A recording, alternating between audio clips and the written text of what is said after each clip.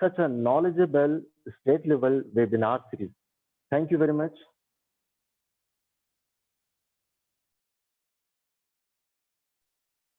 Thank you, sir.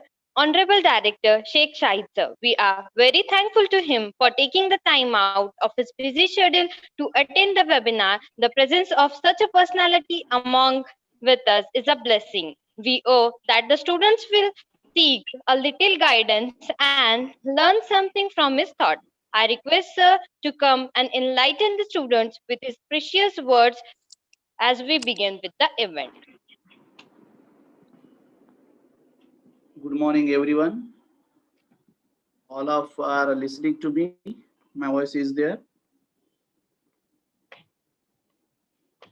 Zora, Yes, आवाज आ sir. रही है? Welcome, sir. Yes, sir. Yes, welcome, sir. Yes, it is the great honor all of us to gather on this Yes, sir. day to celebrate the world of microbiology. Indian Institute of Food Science Technology College Department of Science has organized a wonderful workshop on this via on online platform. We are doing such activities since last from many months. The main motto, the main aim, and the vision of this webinar is to create the awareness of differential viral activities. We are also facing a huge problem like COVID-19 pandemic. For that purpose, we are each and everyone citizen should aware what is the viral situations in the India and how to avoid from them, how we can increase our disease resistance capacity, how we avoid such a viral attacks on our body, and how we prevent from such viral activities. All of we know that the viral situation is since I think 6 to 8 months we are facing coronavirus problem. But here I want to tell one thing more eagerly that the main cause behind the coronavirus is our sanitation problems and our malnutrition is habitual human bodies and human tendencies. We can over such problems by taking proper diet, by taking proper knowledge of viral attacks. Today, I hope we all got such concept clear about this viral fevers, viral activities, viral situations amongst our environment. I would like to thank you, the organizing committee, for organizing such a wonderful workshop and giving wish you best luck for all the speakers, alumni speakers, and all of our colleagues, my staff, society. On behalf of Indian Institute of Food Science and Technology, as a director, I welcome all of you having wonderful experience for sharing all of us. Thank you. Thank you so much. Thank you so much, sir. Now, I would like to hand over the session to Nabila.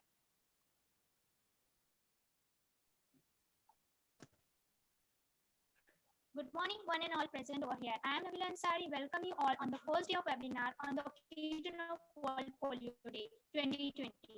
I am the student of Clinical Laboratory Science from Indian Institute of Food Science and Technology. Our college, Indian Institute of Food Science and Technology, have a highest academic standard, various co-curricular activities, modern infrastructure, and highly qualified staff. Indian Institute of Food Science and Technology affiliated with SNDT University. The university maintains the highest world standard and best practice in higher education. The college gave the placement to their students with a bright future and high quality of knowledge. Our college, Indian Institute of Food Science and Technology, runs by a society, MECH Technology, World W Society, with established in 2004 and later the genuine efforts of the chairman, Dr. Rafiq Sheikh Sir. He started the college in 2006 in Aurangabad city. Our vision is that every student achieve academic excellence, develop a social conscience, develop creative self-expression, able to think globally, should be at healthy. Courses in our college are BSc Food Science and Quality Control, BSc Clinical Laboratory Science, which is established in 2010. B Design, which is Fashion Design, BCA, Bachelor of Computer Application, MC Clinical Nutrition, and Dietetics, MSc Microbiology Diploma in Interior Design. Now, I would like to request Sanjana Karat to introduce our first alumni. Sanjana.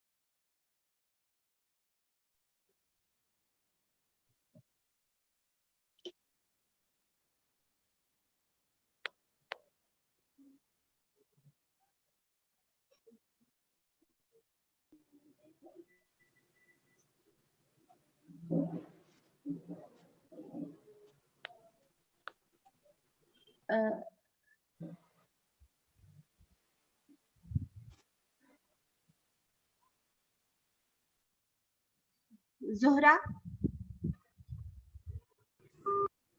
Zohra,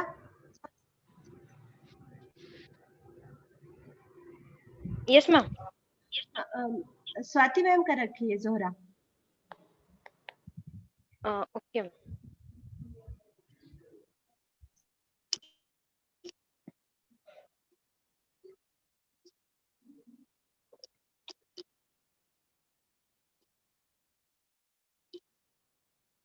IIFST is a renowned institute in the city. The sampling planted years back have borne fruits. I feel extremely honored to introduce our principal, Dr. Swati ma'am, who is a renowned educationist, a teacher and inspiration to us. It is such a privilege to have her with us, not only as a principal, but also as an amazing person. Now I request ma'am to please share her views on this occasion. Thank you, Zora. Good morning, all, and welcome you all in the event, The World of Microbiology, on the occasion of World Polio Day 2020, 2 days webinar series. Theme of the day is past and present. It was chosen to acknowledge the progress made so far in the struggle to eradicate polio as well as to recognize the efforts of everyone involved in the process. On this day, around the world, global organizations such as the Rotary International and other similar clubs and organizations host several events and fundraisers with an objective to raise awareness about polio. Event can be of various types, from releases and rallies and walks, to organize be of various types of events from most of the organizations, schools, and clubs. It also goes to show that in the global fight to end polio, no number is too small to contribute. The establishment of the global polio eradication programs or initiative GPEI happens in 1988 when there were nearly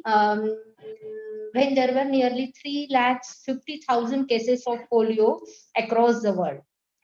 As of date, several regions like the America, Europe, Southeast Asia, and Western Pacific have been declared polio free. However, countries like Pakistan and Afghanistan still witness rare occurrence of this polio disease. World Polio Day, therefore, is the perfect occasion to spread awareness about the danger of this disease and the immense needs to vaccinate babies as per schedule so as to completely eradicate the virus. That polio is a deadly disease is a given, but this fact should help to understand the disease further and make you aware of the importance of Polio Eradication Day. That's the reason Department of Science organized such an informative package of knowledge for 2 days introduced with an eminent speaker. So let us enjoy the event. And last but not least, I welcome all the alumni speakers, guest speakers, dear respected participants from all over India connect with us and encourage our organizing committee for making more, and also thankful to our management for their always support. Welcome you all once again, and thank you and have a good day. Over to Zohra. Thank you, ma'am. Now, I would like to request Sanjana Kharat to introduce our first alumni.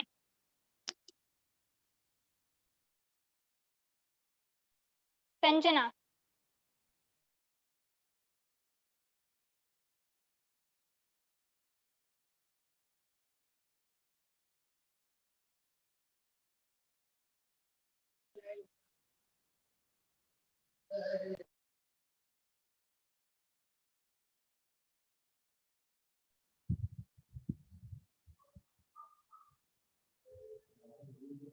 Sanjana,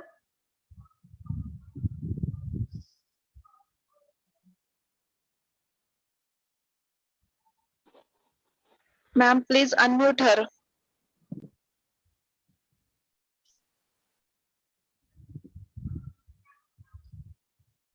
Sanjana mic on करो.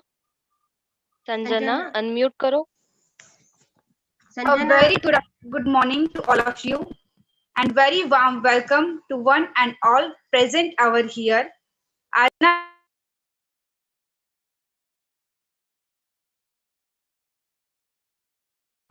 Sanjana mute हो गया आपका.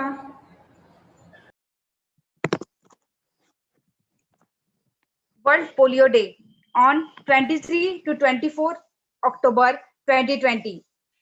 Now I would like to invite our alumna Miss Pranita Pavaskar ma'am. She has completed her bachelor degree in microbiology from SGBAU Amravati and recently appeared for the master in microbiology in Indian Institute of Food Science and Technology College Aurangabad. Now she is working as a junior embryologist at Ketkar Hospital Test Tube Baby Center in Nagpur. Ma'am working also laboratory technician in District Women Hospital, Akola. Ma'am having responsibility are sample collection for pathology and microbiology, etc.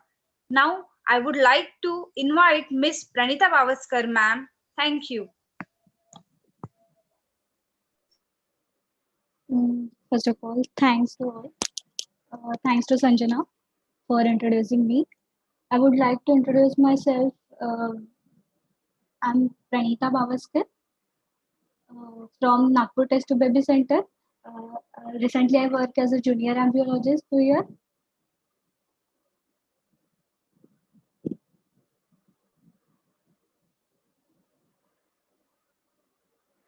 Am I audible? yes, Pranita, continue.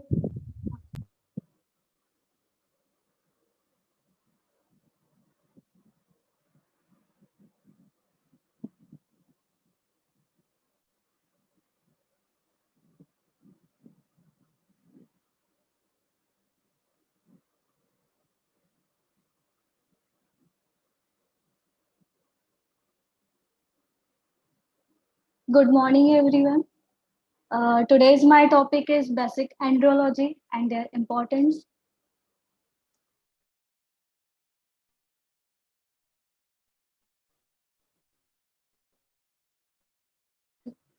That deals with male health, particularly relating to the problems of the male reproductive systems and urological problems that. Hello? Yes. Okay.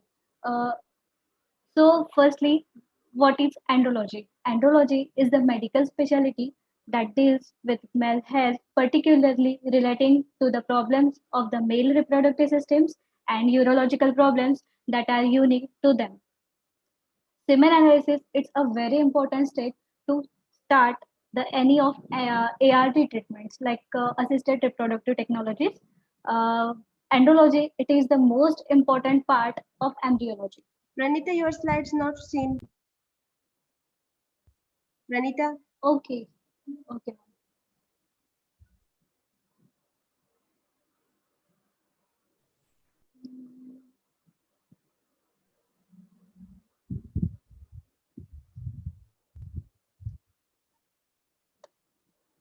can we share from this side? Yeah, sure, ma'am.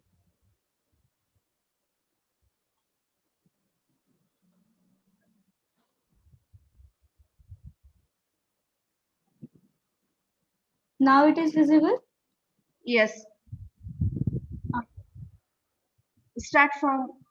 Uh, okay, so I start from once again. My today's topic is basic andrology and their importance. So, what is andrology?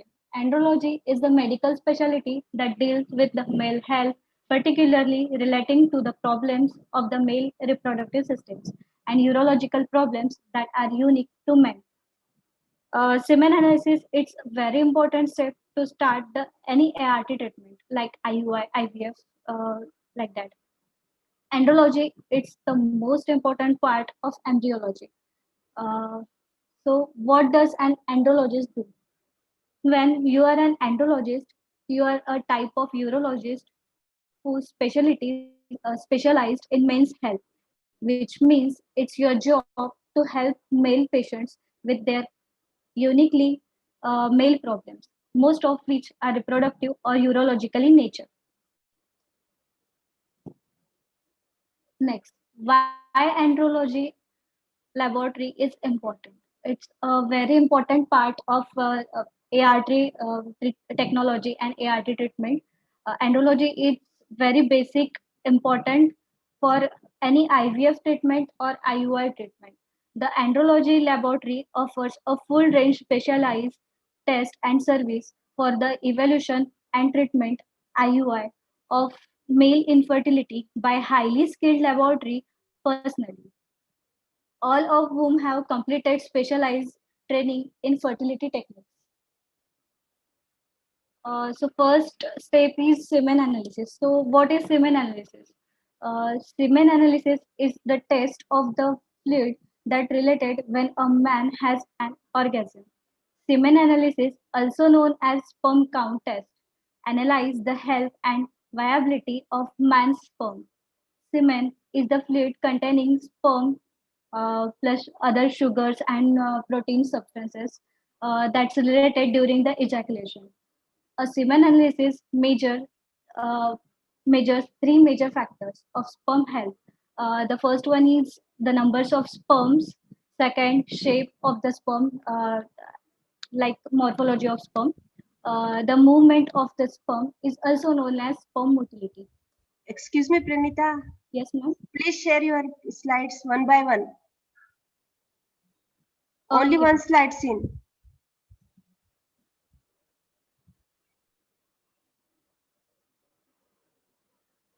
So my all slides are not visible. No, only one slide visible. First one.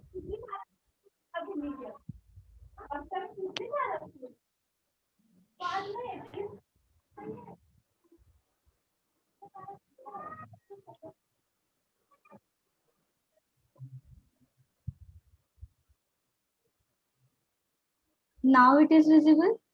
Yes, but this First, already visible. Pranita, your screen is visible, but the slides are not moving. You have to go down and at the icon of slideshow, and now then you have to operate it by arrows, side arrow. The slide okay. will be changing. Okay.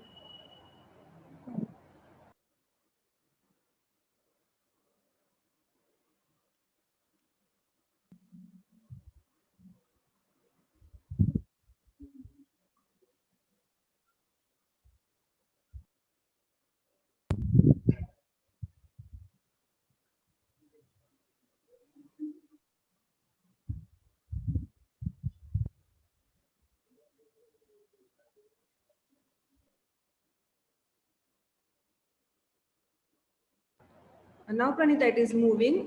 You can start with your current, whatever you are going through, you can Okay. start. Okay, sure. Thank you.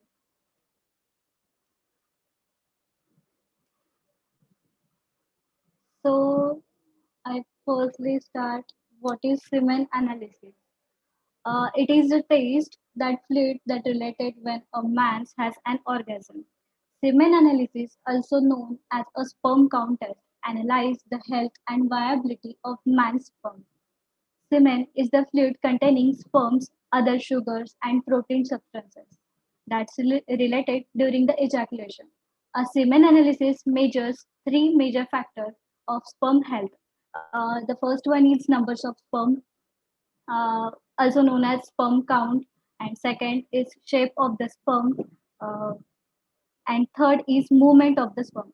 The movement of the sperm is also known as sperm motility. My next slide is semen collection. The the basic requirements for the semen collection test is abstinence. The sexual abstinence, like 2 to 7 days, are required for the test. Then second is specimen collection. Third is specimen containers and specimen transport. Uh, lab in the laboratory, location is ideal. Offsite with 1 hour, avoid excess heat or containers damage. Instruct in the semen reports patient assignment. Semen sample analysis. In basic semen sample analysis is two steps. First one is physiological examination and second is microscopic examination. In physiological examination, we examine liquefaction of semen, viscosity of semen, volume of semen, color and turbidity, pH of semen. And in microscopic examination, the sperm count is very important. Sperm count, sperm motility, sperm kinetics, sperm morphology, aggregation, agglutination, vitality, determination of immature germ cells and leukocytes, and also RBCs. In semen sample analysis, the physical examination, like liquefaction, it should take 15 to 30 minutes before semen liquefy. If cement does not liquefy in 15 to 30 minutes, fertility could be affected. Second is viscosity. High viscosity can interfere with determination of sperm motility, sperm concentration, determination of antibodies, coated spermatozoa, and measurement of biochemical markers. Next is volume. The volume of semen for a normal result should be greater than 2 ml. A low semen volume could indicate a low amount of sperm to fertilize an eggs. An excess fluid volume could also means the amount of sperm present in diluted. Colors and turbidity. Color. The appearance should be whitish to gray and opalescent. Semen that has red brownish tint could indicate the presence of blood, while yellow tint could indicate jaundice or it to be medication side effects. pH. A pH level should be between 7.2 and 7.8 to achieve a normal result. A pH level higher than 8 could indicate presence of infection. A result less than 7 could indicate the specimen is contaminated or that man's ejaculatory ducts are blocked. Next is microscopic examination. In such case, presence of sperms, sample should be examined the sperm count, motility, classification, aggregation, agglutination, and dilution for accurate assessment of sperm concentration. Aggregation. So what is aggregation? Aggregation is adherence of spermatozoa to each other. Agglutination. So agglutination, it means motile sperms are attached to each other by head-to-head attachment and tail-to-tail attachment. Sperm count is most important uh, in microscopic examination. Over 15 million sperms per millimeter is considered normal, according to fifth edition published in 2010 by WHO. A lower sperm count is considered oligospermia, and a zero sperm count is considered azoospermia. In microscopic examination, motility also important factors. Different categories of sperm motility. First is progressive motility, and second one is non-progressive motility. In progressive motility, rapid sperm and slow sperm are motility is considered. In progressive motility, the spermatozoa moving actively either linear or in a large circle regardless of speed. And in non-progressive motility, all other patterns of motiles with absence of progression, example, swimming in small circle in flagellar force, hardly displacing the head, or when only a flagellar bit can be observed. And third is immotile. So it means no movement of sperm. If the motility is less than 50%, then the vital test must be done. If motility is zero, then a pentoxyphylline stimulation test is required. Uh, According to WHO, the basic parameters are semen volume, total sperm count, sperm concentration, motility, progressive motility, vitality, sperm morphology. Semen volume is required in normal patient. It's 1.5 ml millimeter. Total sperm count is 39 uh, millions, and concentration of per ml, it is 15 millions per ml. It's required.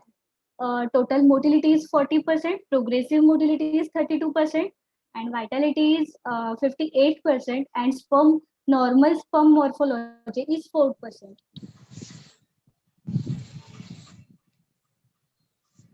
Semen nomenclature.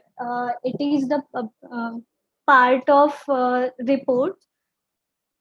If patient has absence of semen, it means aspermia. Absence of sperm, it means azoospermia. Low semen volume, it means hyperspermia, and high semen volume, it means hyperspermia. Very low sperm count, it means oligospermia, and poor sperm motility, it means asthenospermia. Sperm carry it's more morphological defects, it means teratospermia, and all sperm in the ejaculator are dead, it means necrospermia. And a high level of white blood cell present in semen, it means leucospermia. Vitality test. Sperm viability refers to the percentage of live sperm in the semen sample. This is especially important to measure if sperm motility is low to differentiate between live, non-motile sperms and dead sperms. Various techniques are used for the vitality of sperms. First technique is horse test, that is a hypoosmotic swelling test, and second is eosin negrosin staining test. It's these two techniques is very important to examine vitality test. Morphology of sperm. Sperm morphology refers to the shape of the sperm cells. The lab technician closely examines a sample of sperms, checking to see approximately what percentage have a normal shape. According to WHO, the normal morphology of sperm, it should be 4%. Mm,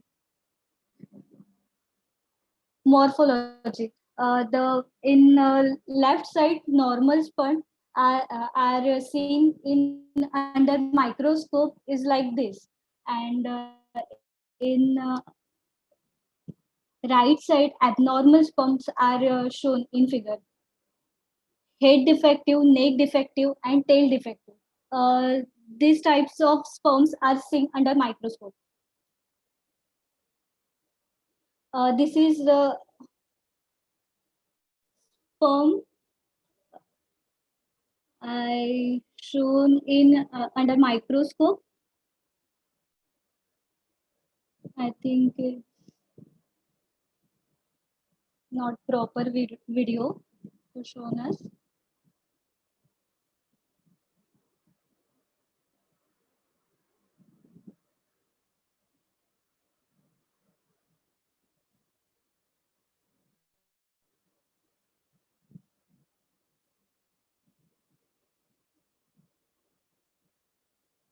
Moving sperms under microscope, it seems like this.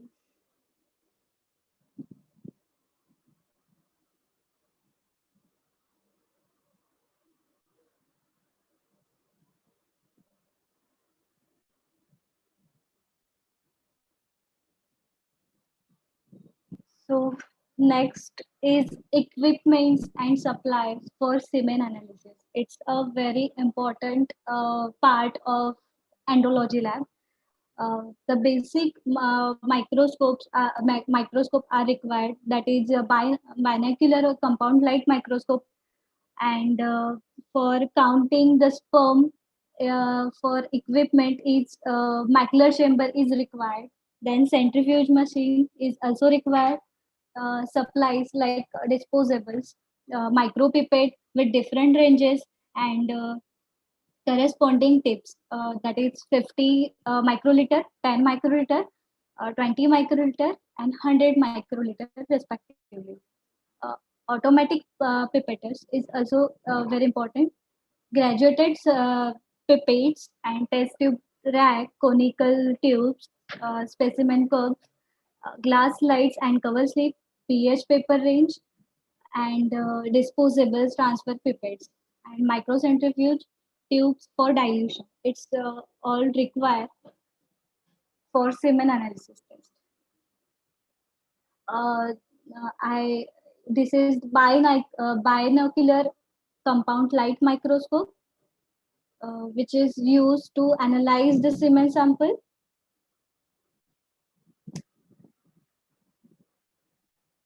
And next is importance of andrology. Uh, in It is very important. Andrology lab is very important for semen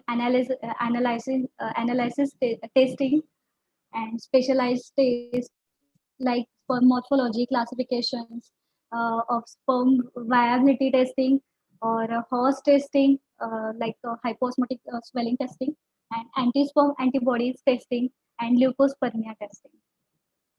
It's also used for sperm function, uh, their acrosomal dysfunction and capacitation, and sperm mucus interaction test, zona binding assay, and it is also used for semen cryopreservation. It is most important. Semen cryopreservation is most important because of some of cancer patients are वो हमारे पास आते हैं, और उनका मतलब जो सीमेन हमें वो सॉरी कैंसर फर्टिलिटी पेशेंट्स जो हमारे पास आते हैं, उनको उनका सीमेन फ्रीज करना पड़ता है कि इन फ्यूचर अगर उन्हें कुछ प्रॉब्लम्स आती है कैंसर ट्रीटमेंट के बाद, केमोथेरेपी के बाद, जो गमीट्स जो वर्क करना शुरू करते हैं, तो वो बहुत स्लोली वर्क करते हैं, तो इसका बहुत इफेक्ट कैंसर पेशेंट्स के गमीट्स में आता है, तो इसीलिए वो क्रायो प्रिजर्वेशन करते हैं, semen cryopreservation. Then intrauterine insemination, sperm preparation for in vitro fertilization procedure, and intracytoplasmic sperm injection provide counseling and options for cryopreservation before initiating chemotherapy. मैंने जो आपको explain किया है वही ये 8th point है. ICSI और surgery, testicular and epididymal sperm processing and cryopreservation. 'Cryopreservation' is a process in which sperm are preserved for 7 days. It is used to preserve sperm from cancer, infections, and diseases. It is also used for sperm preparation for in vitro fertilization, procedure, and intracytoplasmic sperm injection provide counseling and options for cryopreservation before initiating chemotherapy. मैंने जो आपको explain किया है वही ये 8th point है. ICSI और surgery, testicular and epididymal sperm processing and cryopreservation.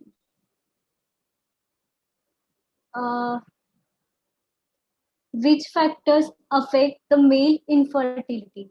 Male fertility. It's more important. Sperm damage mainly occurs high stress, alcohol, smoking, increased testicular temperature, increased BMI, and poor diet, infrequent ejaculation, aging, infection of male reproductive organ, cancer, pollution, toxins, and radiation. High intake of caffeine, recreational drugs, and medications. Uh, अभी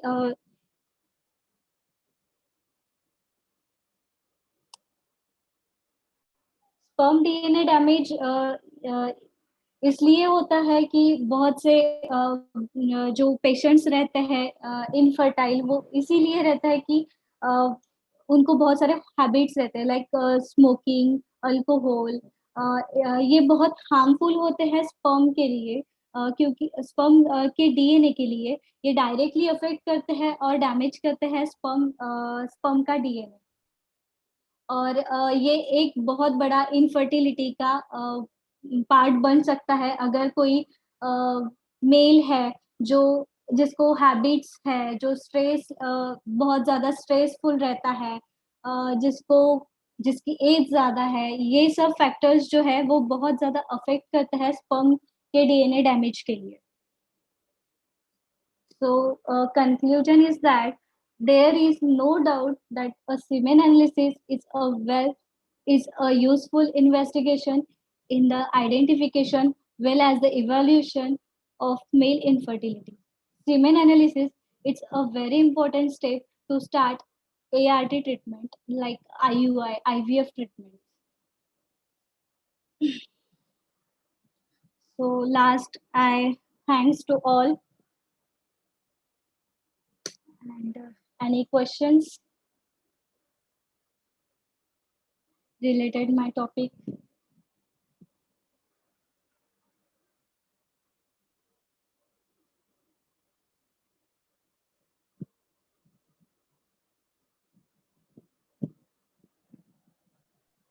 Ma'am, there is no question. Okay, then. Thank you. Thanks to all. Thanks, Mashrat ma'am. Thanks, principal ma'am, and thanks all to attend my webinar.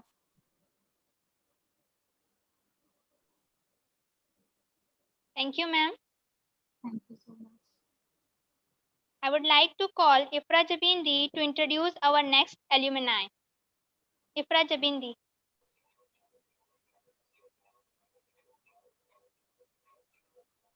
In the name of Allah, the most gracious and most merciful, a very good morning to one and all, the galaxy of intellectual excellency, invited guests, teachers, and my dear friends. On behalf of Indian Institute of Food Science and Technology College, Aurangabad, I, the student of MSc Microbiology, Ifrah Jabin, welcome you all on the occasion of World Polio Day 2020. I heartily welcome to our today's respected speaker, Ms. Priyanka Gautam Wagmare, who is one of our college students. It's proud for us. Ma'am is actually a research technical assistant at National Institute of Virology in Pune. Her education qualification is Ma'am completed a Bachelor of Paramedical Technology Laboratory from Government Medical College in Aurangabad in 2014. Then, Ma'am completed Master of Science in Microbiology from SNDT University, Mumbai in 2019. Ma'am got lots of experience during courses, like she has experience of all laboratory techniques, all microbiological techniques, biochemical test, pathological work, machine handling, manual lab techniques, serology, ELISA, etc. She also has work experience, like ma'am worked at United Sigma Hospital in Aurangabad. She also worked at Sri Diagnostic in Aurangabad. Ma'am worked at Metro Blood Bank Civil Hospital, Ahmednagar. Miss Priyanka ma'am got a laboratory equipment experience as well. Like she knows overall about Excel 600 dimension expand fully automated. She knows about robotic biosystem semi-automated, microscan AS4, Neoldex, ELISA test, IDVIA 120, Medonic, Methanic, Horiba, coagulator, and manual coagulation techniques as well. She knows the softwares like she has experience of PCS product, Lab Pro, Birla Tech, etc. So I would like to request Ms. Priyanka Gautam Wagmare ma'am to share her views. Thank you so much.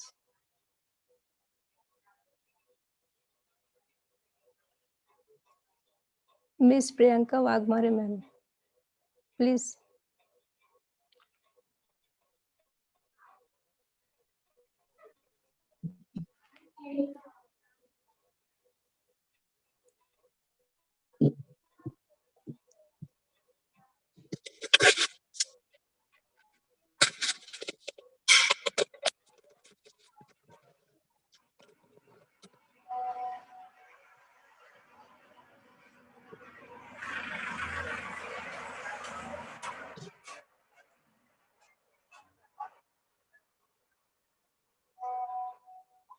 Hello. One second, one second. Okay ma'am, no issue.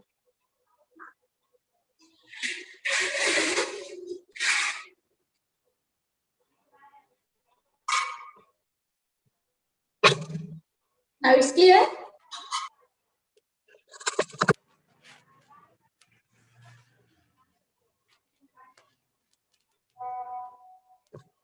Hello? Yes ma'am, you are visible and audio is also clear. I am in office now, so Okay, no problem. now it's okay? Priyanka, please use headphone, microphone. Priyanka, please headphone, microphone. Okay, ma'am. Okay.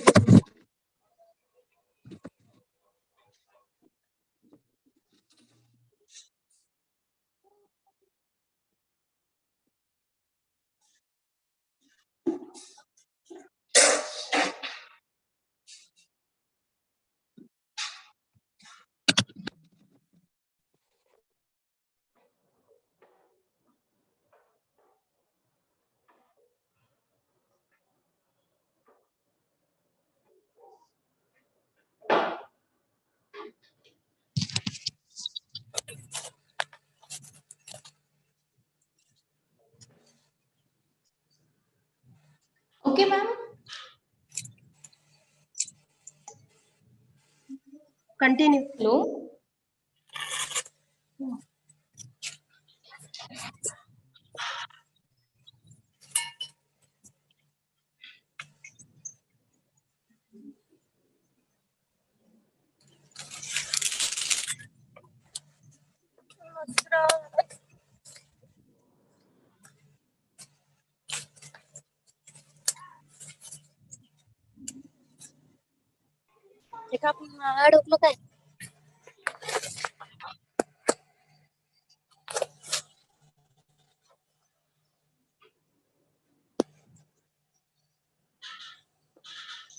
Priyanka, please start. Hello.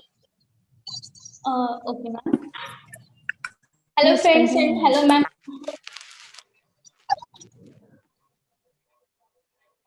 Hello. A very good morning to all.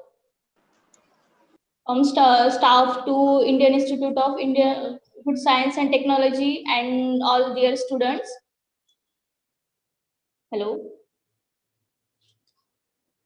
Yes This ma'am. world, this world of microbiology, the state level of webinar, really helpful to all and all students. Because now from last few months we are facing a medical emergency. That's we all know COVID-19, and we are we all know During this emergency, all hospital staff and nurses, of course, and of course, laboratory workers are continuously working for to treat patients. And of course, in National Institute of Virology, we are just continuously working for the vaccine.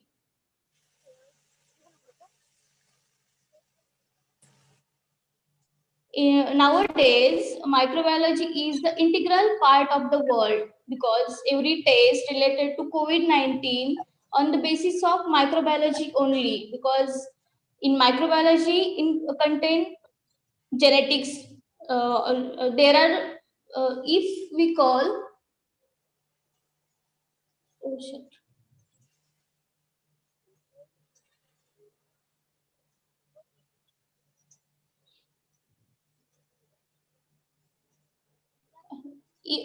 Hello, can you hear me, ma'am?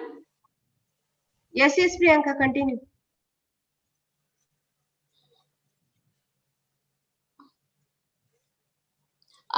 In medical microbiology laboratory, RT-PCR, genetics, ELISA, all the tests are related to microbiology because microbiology is the parent. Oh, we call as a parent subset of all these genetics of all the branches. Today we gathered together to attend this webinar on the occasion of polio. Now, from last few months, the entire humanity or the entire world to scared to this word microbiome, that is coronavirus. But not only corona, there are so many viruses are there like coronaviruses, and even people don't know about the viruses. And here I will tell you a few of those, but just a little bit later. First,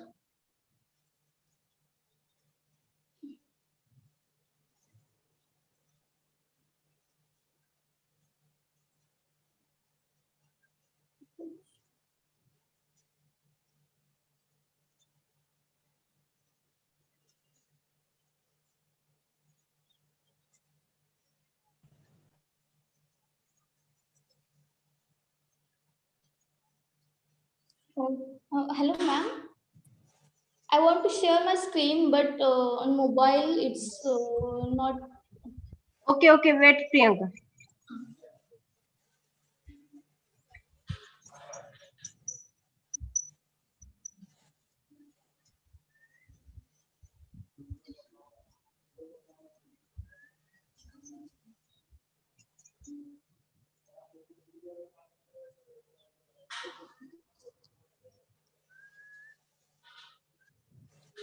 Okay, I will introduce myself. I am Priyanka, student of Indian Institute of Medical Science, Indian Institute of Food Science and Technology. I have completed my graduation, you already know, from Government Medical College Aurangabad, and my master degree from IIFST Aurangabad. I have completed my MSc in 2019, and now I am working in National Institute of Virology, ICMR Pune, as a research technical assistant for the vaccine trial. We all waiting now, vaccine kab aayega. So we are just trying to search there.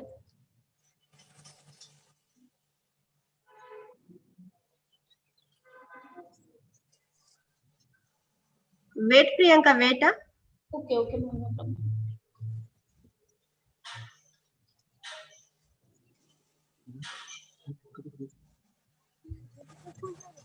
And today's topic is on viruses and viral disease.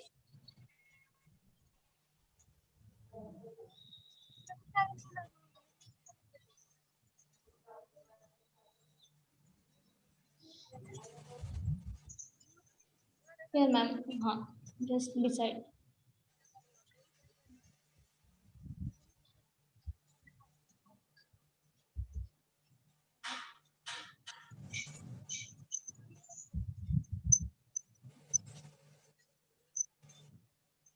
We all know viruses. All about It's visible? Yes, ma'am. Yes, it's visible. Thank you. Next slide, ma'am.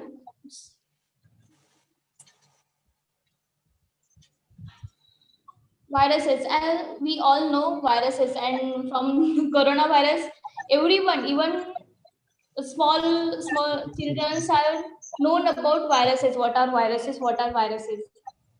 The general properties of viruses: they do not have cellular organization.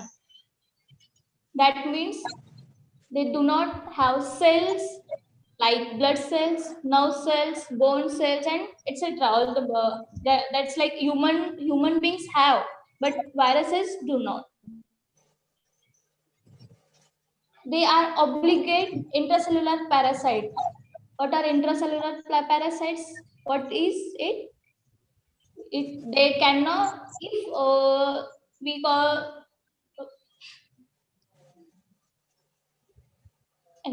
intracellular parasites are they cannot reproduce outside because they only live within the cells. They do not have the tendency to reproduce itself outside the host organisms or outside the host. Oh, mama. They reproduce itself only in living things, and they contain either DNA or RNA, but never both. If one viruses have RNA, that they don't have DNA.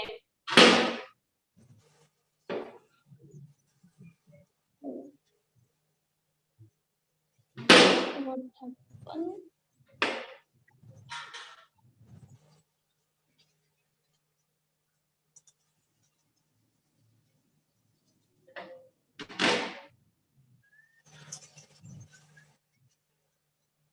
Ma'am, your screen.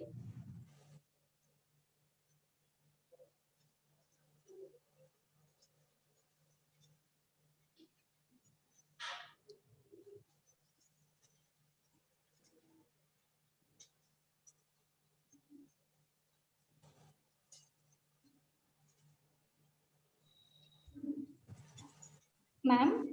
Yes, Priyanka, it's visible. No, ma'am. Actually, Pranita is here on my screen.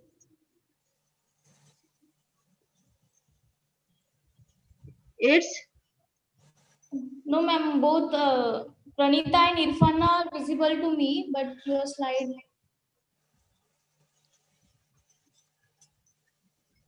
Wait.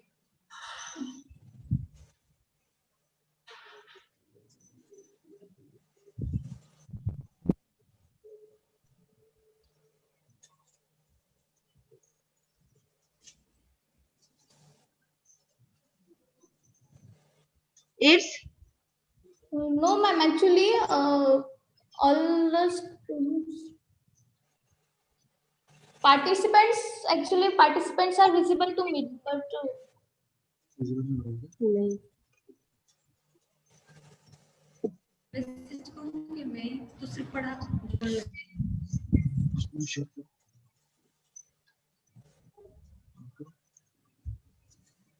Priyanka आप first screen पे जाओ, आपके mobile के first screen पे जाओ. Screen बाजू हट गया आपका. फर्स्ट जो पेज है स्क्रीन का वहां पे जाओ. सेकेंड पेज पे चले गए, आप फर्स्ट पेज पे जाओ, आपको दिखेगा screen. Farhana, it's visible now? Visible to me, Priyanka, but there might be having some problem with your network or with your mobile. You can hold your mobile in your hand, it will be easy for you. okay.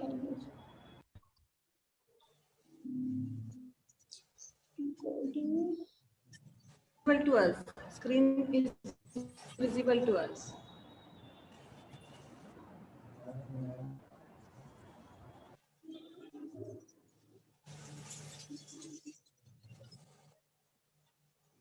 No, ma'am, not.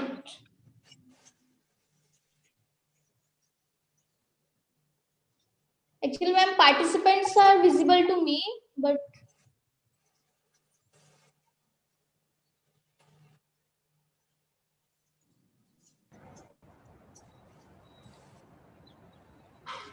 okay, no problem, ma'am. I will explain.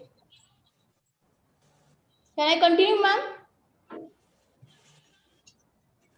Yes. Yes, Priyanka, please continue.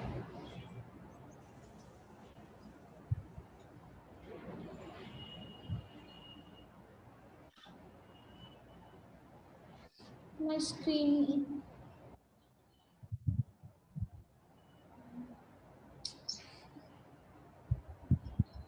Priyanka, you may hold your mobile in your hand, it will be easy. Yes, ma'am.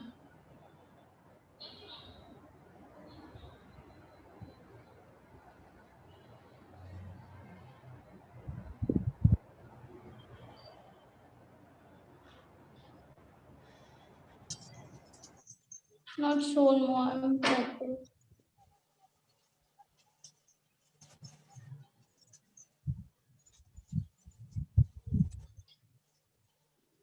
Okay.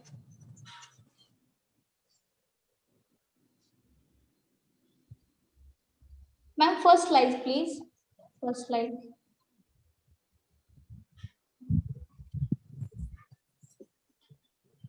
General properties.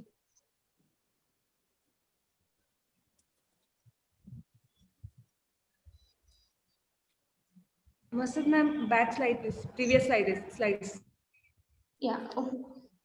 Okay. Okay.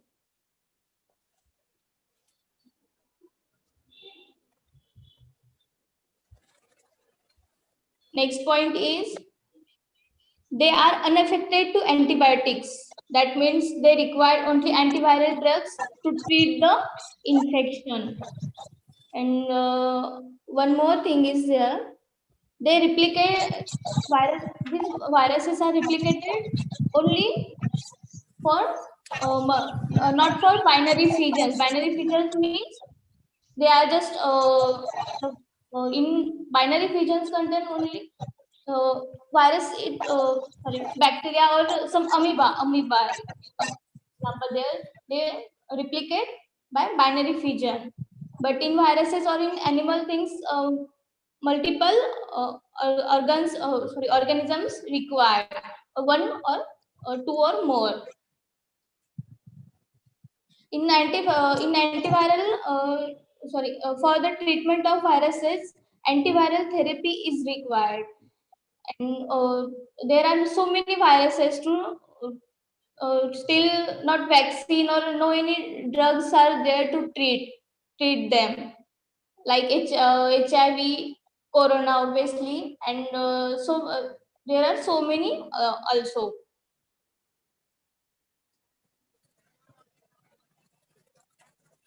Next slide, ma'am.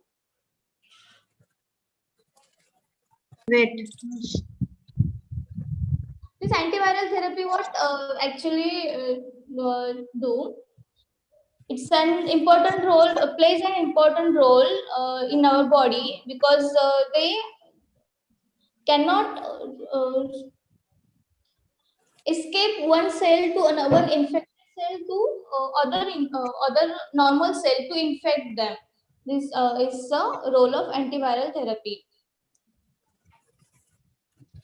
Now, morphology. The complete viruses contain, likewise, our skin, our body contain, the major organ of our body is the skin. The skin protects us from the or dust and so many bacteria on our skin.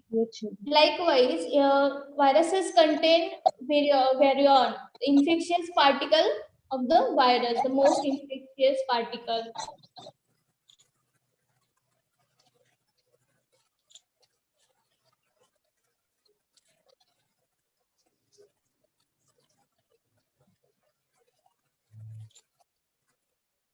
Like coronaviruses, there are okay. The protein code called capsidias, made of polypeptides subunits called the capsomer. Actually, when our suppose our skin and one bacteria are came to our skin and just to try to penetrate our skin. But what happened? These capsid like structure are there in viruses. They made up of polypeptide chains. They are subunits of the proteins and capsomers.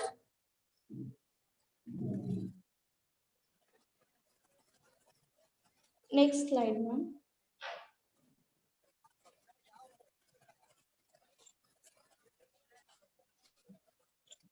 If you want to treat any viruses, then we have to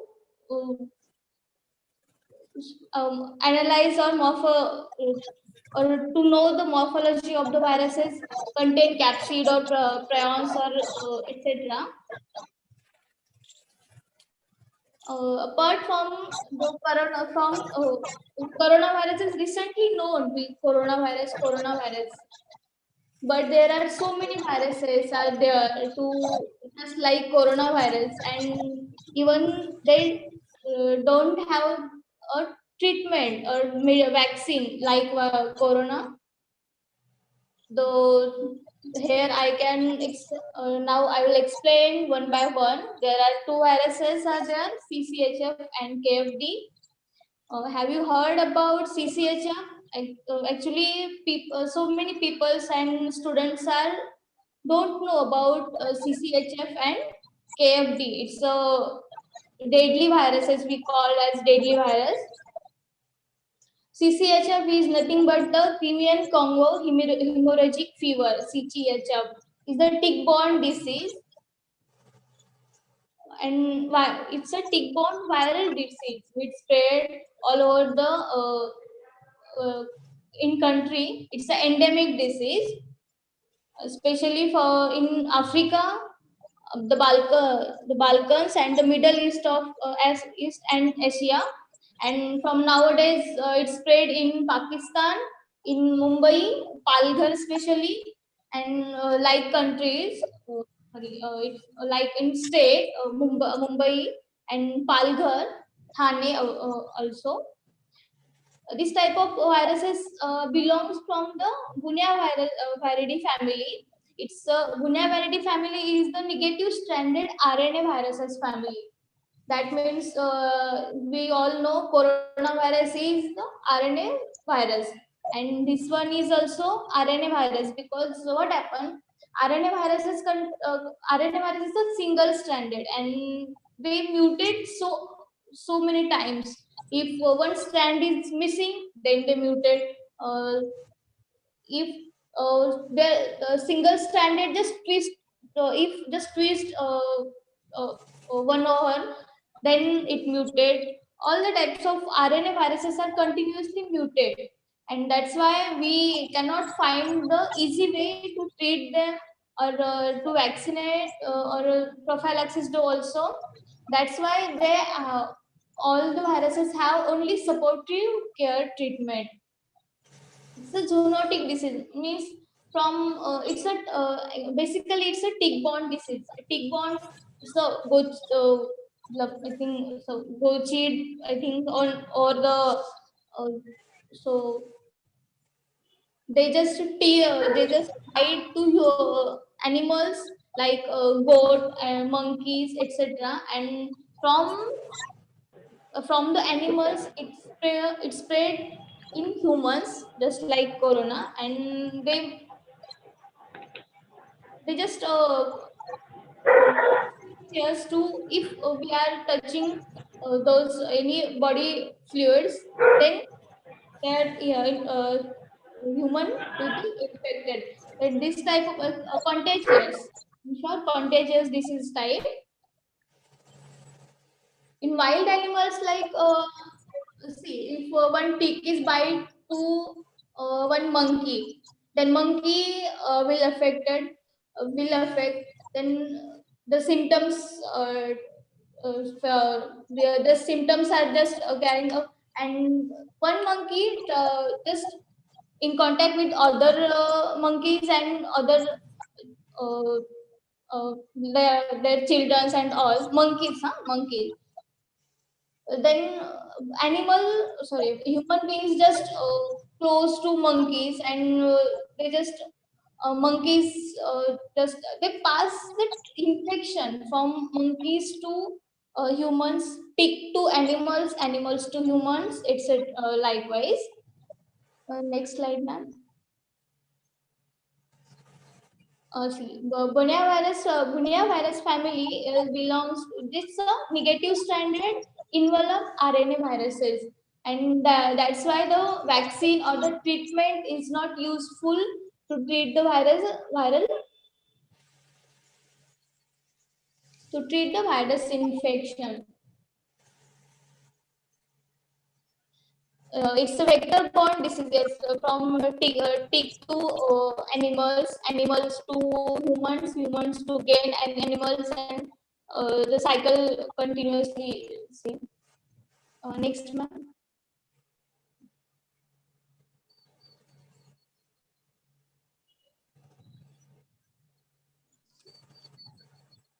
In viruses,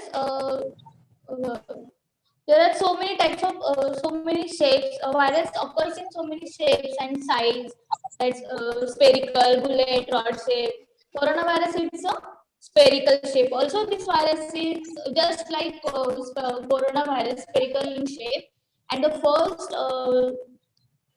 first image was published in NIV publication in black and white photo.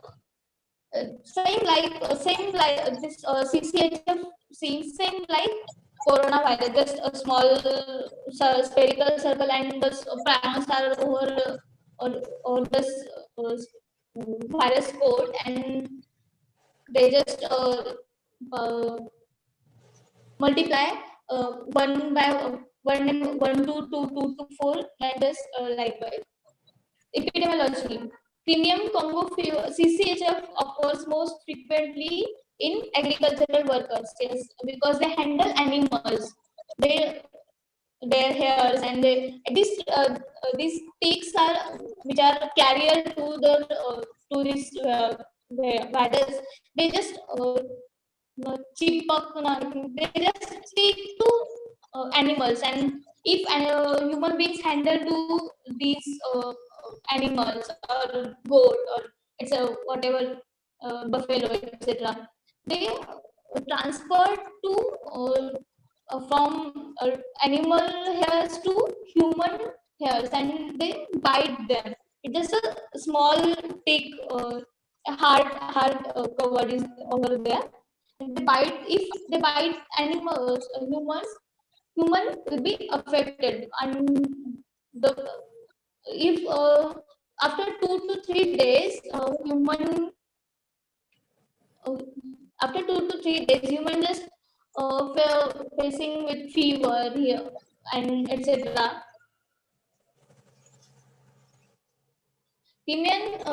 This CCHF fever first isolated in Crimea in 1945, and for this virus first isolated in Congo in 1956, and that's why the name is Crimean Congo hemorrhagic fever. But nowadays it's a worldwide disease, and it's endemic because endemic why? Because only country to country, specific region, uh, uh, they are just affect specific regions. In just like if in for an example, Palghar, it's a cloudy and so many uh, agricultural workers are live there, and they just passing infection one to another, one to another, one to another, and another to all. Next slide.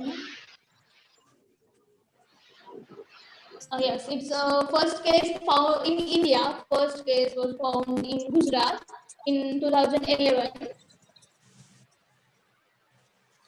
and this disease reported in Sana, Gujarat, India, with reported 4 days. Yes, and see what happened when one person touched to another person in contact with them.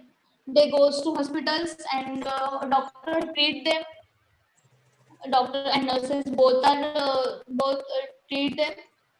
If जब तक doctors को पता नहीं रहता है कि ये what is it, what's virus morphology and all the infection, what's from what, तब तक they just treat like normal patient to this. And if they treat like normal patient without handling without mask and gloves, without wearing gloves and all, they touch their secretions or at the time of swab collection and all, then the virus is just exiled out, and they inhale through the doctors and nurses, and that is why then the virus is goes inside their body,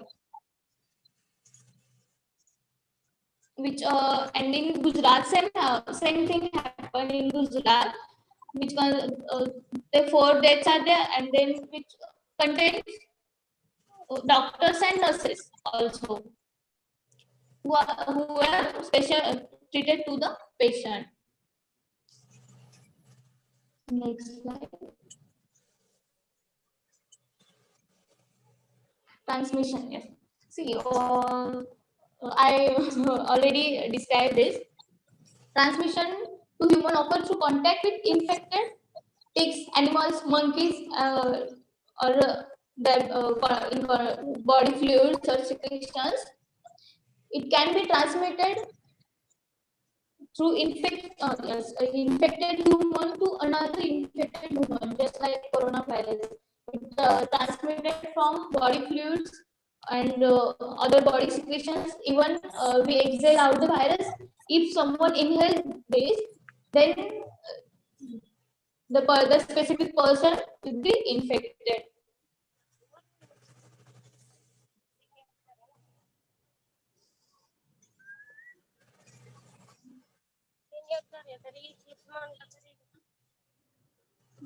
Next slide, ma'am. Clinical feature. Yes. Incubation period is 1 to 3 days after tick of bite, or if in contact with one person to another person who are infected. After 1 to 3 days, it will show a fever or anxiety and all, body ache, muscle pain, etc. And after 5 to 6 days of exposure to the blood or tissue, infected blood or tissue, in hospitals especially, if someone plays with especially laboratory workers, doing some test of blood, and they just handle it by naked hands without wearing gloves and all, then that time this virus is small particle of virus, it just goes to inside the nerves and all, and they just carry with him or carry with other person, and if hand washing is properly not done, then the virus infect to that specific person. In up to 75% cases, things hemorrhagic occur within the 3 to 5 days onset of illness. Yes, and this CCHF is most deadly virus, because near about 40 to 50% of it's a mortality rate. That's why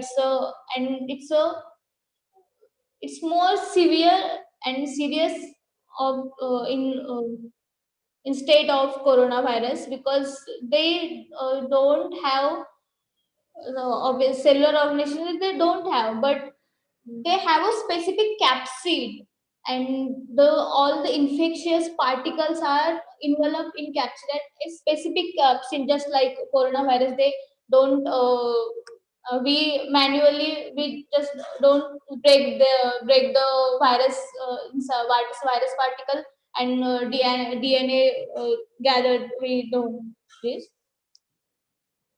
In after infection, throat patches are just torn, just throat patches are all over the foci, and nasal bleed also there, vomiting and black stool. It's a specific symptoms of this disease, black stool. Next slide.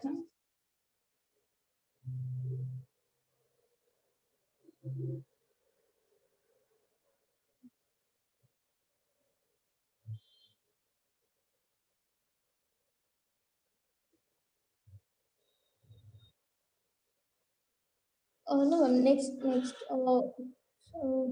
First one, ma'am.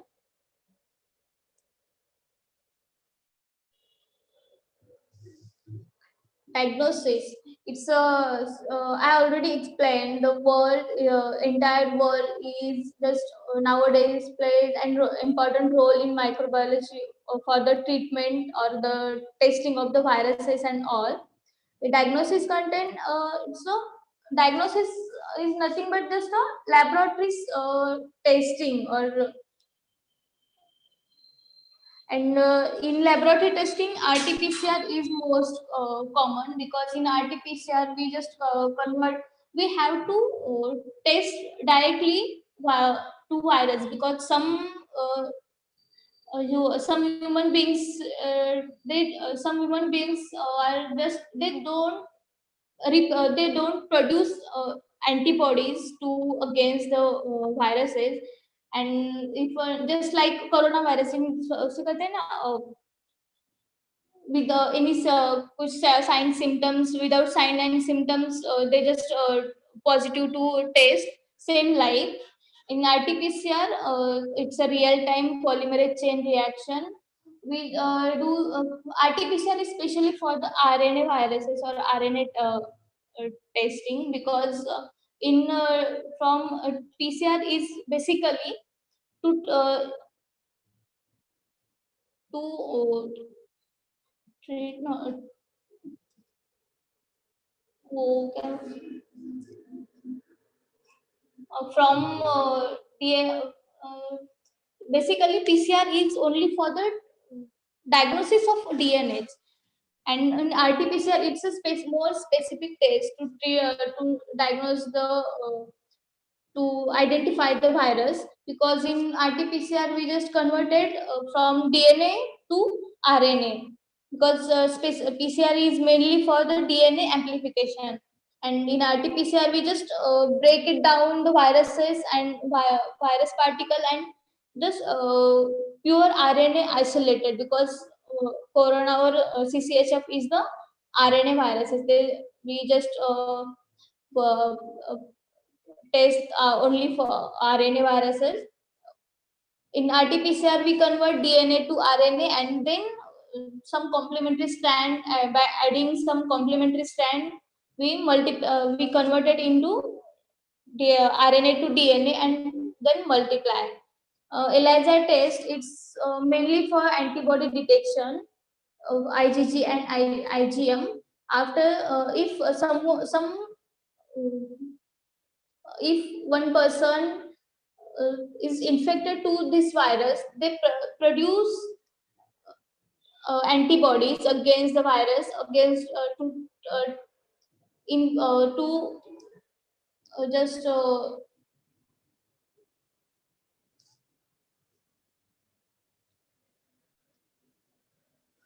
hello, to just against. Yeah, thank you, ma'am. And treatment. Treatment is primarily symptomatic and supportive, because CCHF also don't have the treatment or the vaccination or any prophylaxis dose to treat or to cover the virus. It's just there is no establishment of specific treatment. Supportive therapy, it's a fluid replacement.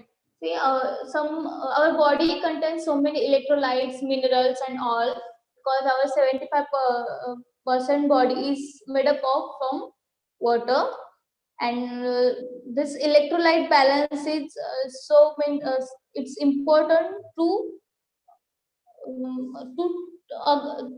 stiff against the virus or the antibody for the development of antibodies. Oxygenation and hemodynamic support. Yes, oxygen is required because this virus is also a respiratory virus, because it just we inhale the virus and this infect our body and all. Appropriate treatment of secondary infections, like if someone have only fever, the treatment is only for fever. Someone have the stomach ache or like patches, then we just do the treatment same for stomach pain, for antibiotics and all, and for fever, paracetamol and other antibiotics just with you. Yes, there is an effective drug, not drug, but it's effective only in vitro, not in vivo. Ribavirin is the mice brain, is made up from mice brain, and it's just trial from this in Russia, but not in India and other countries. He just this medicine is only just a supportive treatment to you.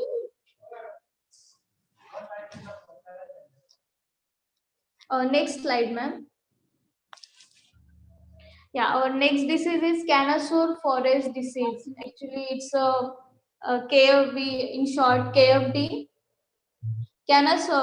Casanur forest is made is in Karnataka, and this disease is from Casanur forest. It's also a tick-borne disease. A tick just uh, bite to monkeys, and monkeys are just spread here and there, and they spread infection and from monkeys to animals. Next, ma'am. Its first case in found in 1957 in Shimoga district of Karnataka,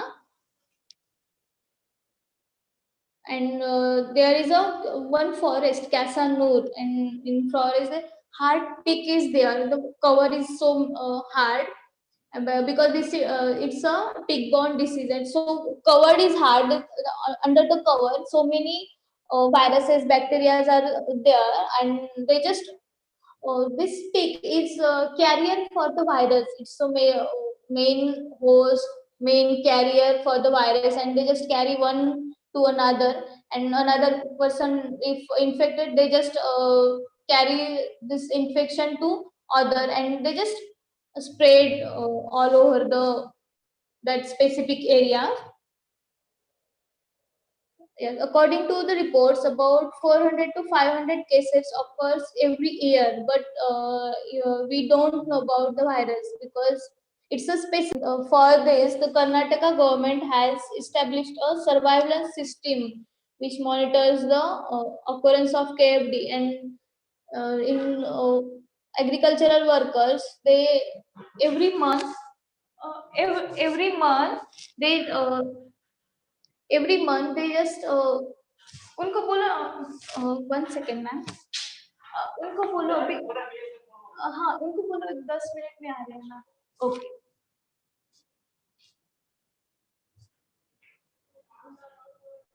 KFD according to what?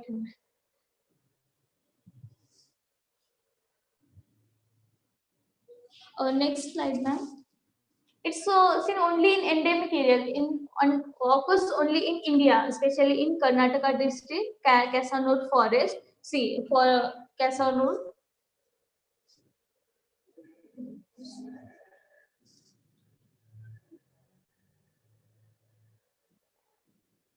Next slide, ma'am.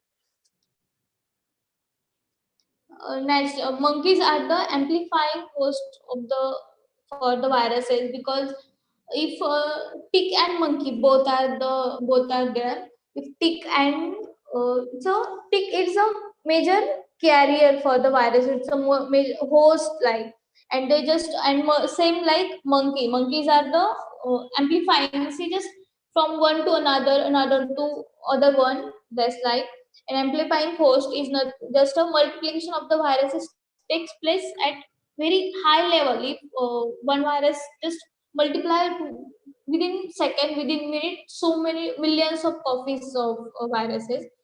That says that the ministry of intensity of the infection is very high. So yeah, for it's a so in within second they just multiply billions of copies within minutes. Then we just think we what copies we yes.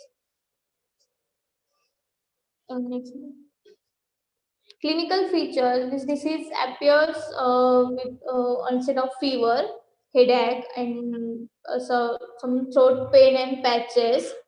The acute phase in gastrointestinal disturbance are there. Hemorrhage from nose, bleeding from nose, gums, and etc. Next month.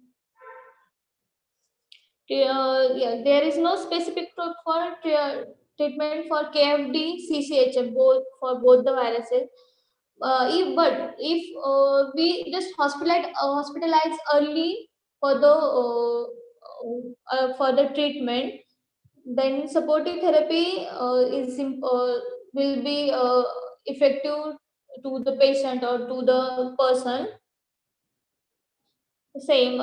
This treatment is same like CCHFs, hydrolyzation, maintenance of hydration, and usual precaution for the patient in with bleeding disorders. With if someone have bleeding disorder like hemophilia and other disease, other deficiency of the clotting factors, then in these cases the patient may go in shock because sudden bleeding and bleeding in internal abdomens or internal organs may patient goes in shock. So supportive treatment and early hospitalization is necessary for the those who infect from this virus. Okay, thank you, ma'am, and thank you, IIFSC, and thank you all. Thank you so much, ma'am. Thank you, ma'am. Can I go, ma'am? Actually, oh my God.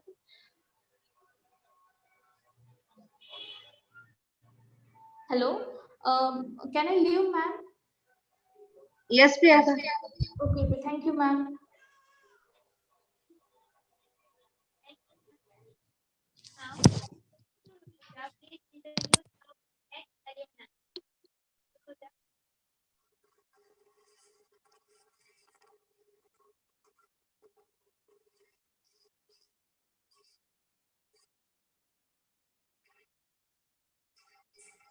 Zohra, continue the session.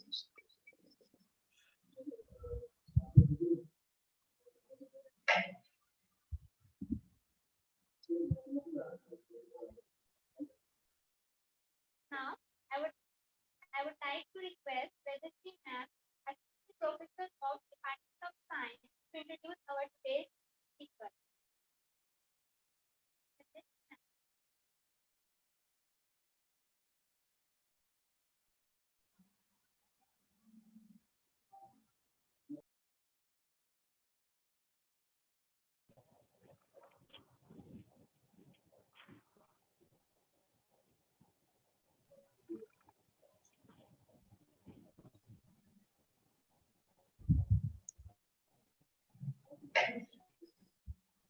Nabila? Just a minute, Pratima. Yes, ma'am. Yes, ma'am. Nabila?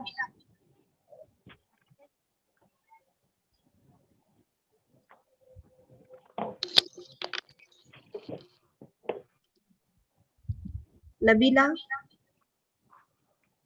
Yes, ma'am, बोलिए. It's time to Nutan.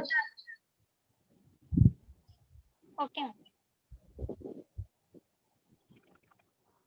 I would like to call Nutan Meshram to introduce our alumni.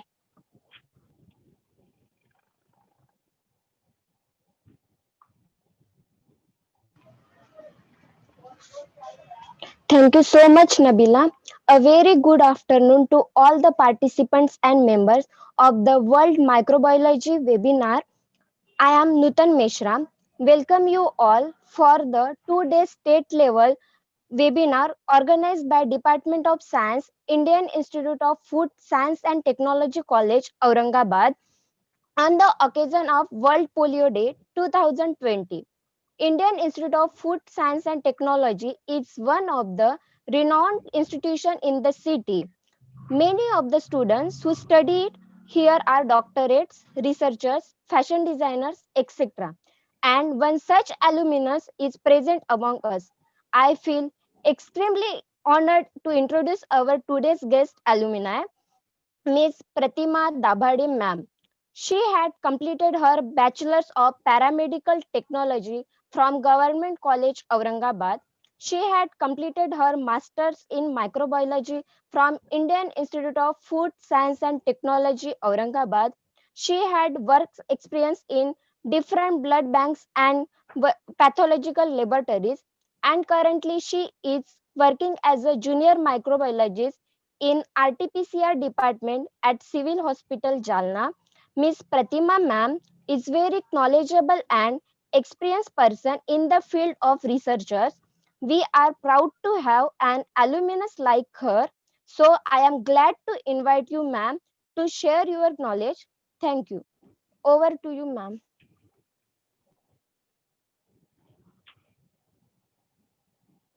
Thank you so much, Susan.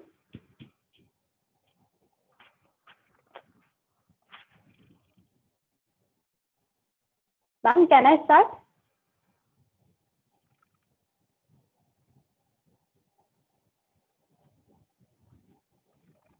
Yes, yes. Good morning, everyone.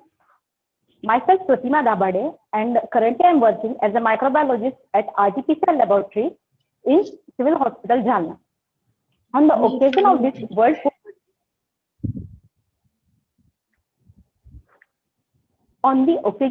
World Polio Day 2020, this webinar series is organized by Indian Institute of Food Science Technology, Aurangabad.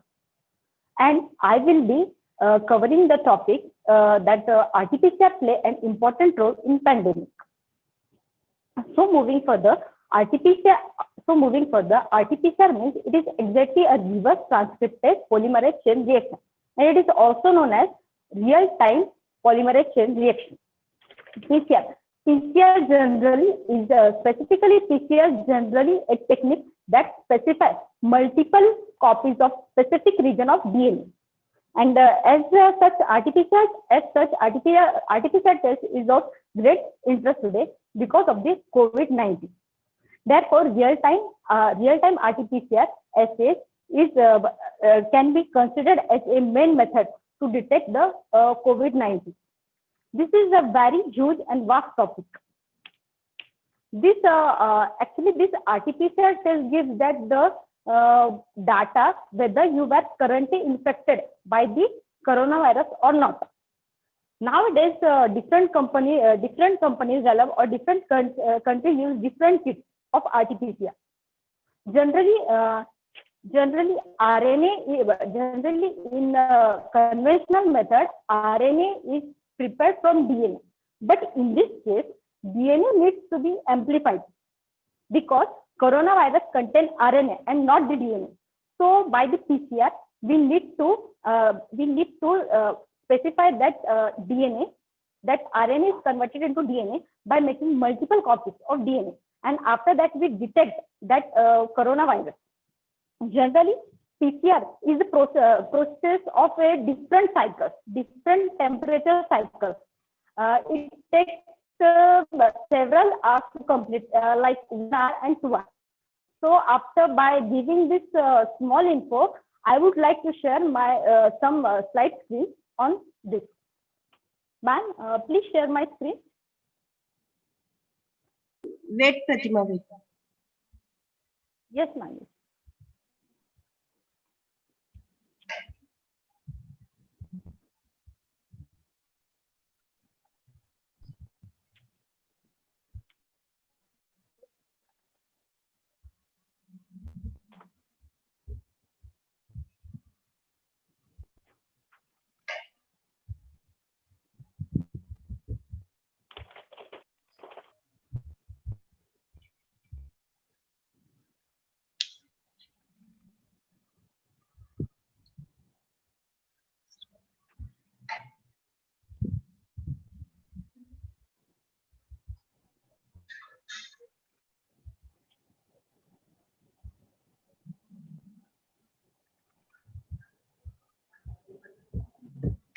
It's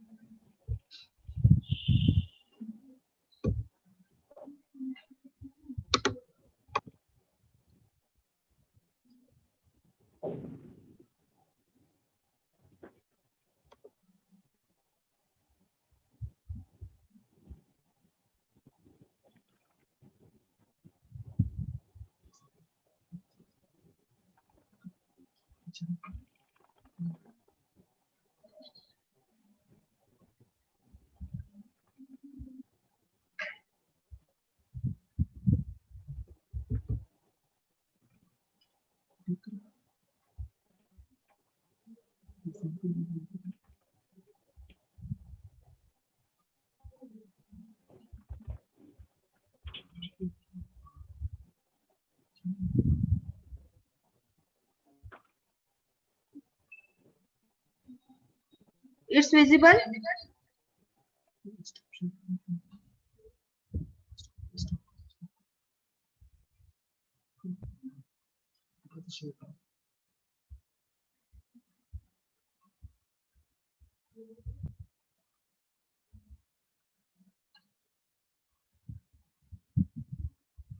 It's visible.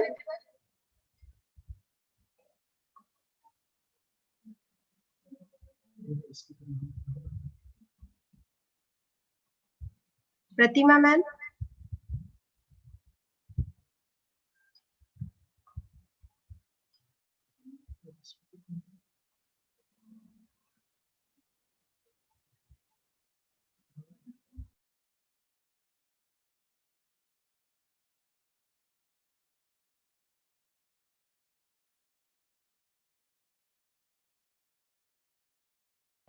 Mic of Pratima is not on. Pratima, unmute your mic.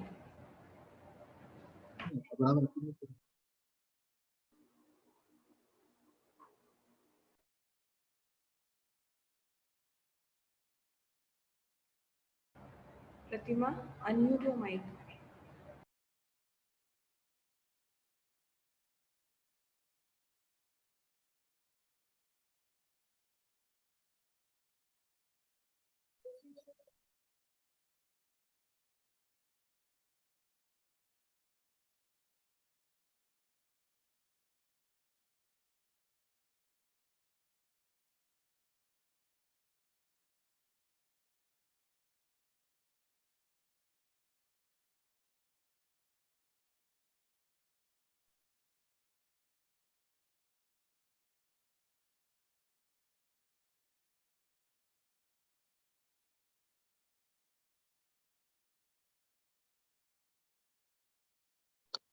Please ma'am start कीजिए.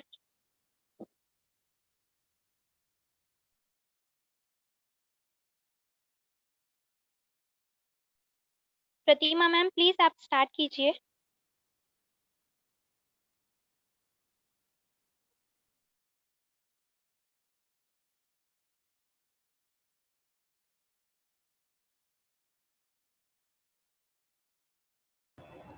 Pratima, unmute your mic, please.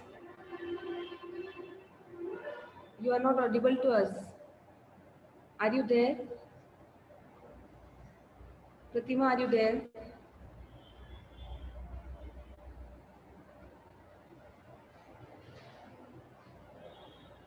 Pratima? Ma'am unmute कीजिए. Sorry. Now Ma'am, you are switch to visible next and slide, you are ma'am. audible also. You can continue now. The screen Yes, is yes, visible ma'am. to you? Yes, ma'am. Yes, ma'am. Thank you, Yes, ma'am. now you can continue. Yes, ma'am.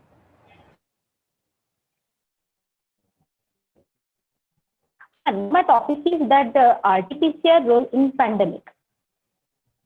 Ma'am, please switch to next slide.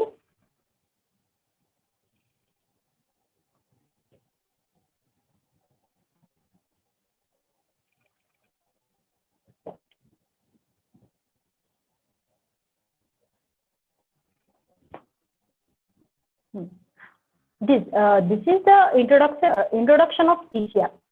Simply, PCR is a technique for detecting and quantifying, amplifying. And next slide.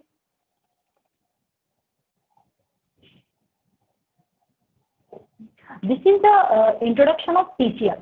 PCR is a technique. PCR is a technique detecting, quantifying, and amplifying nucleic acid.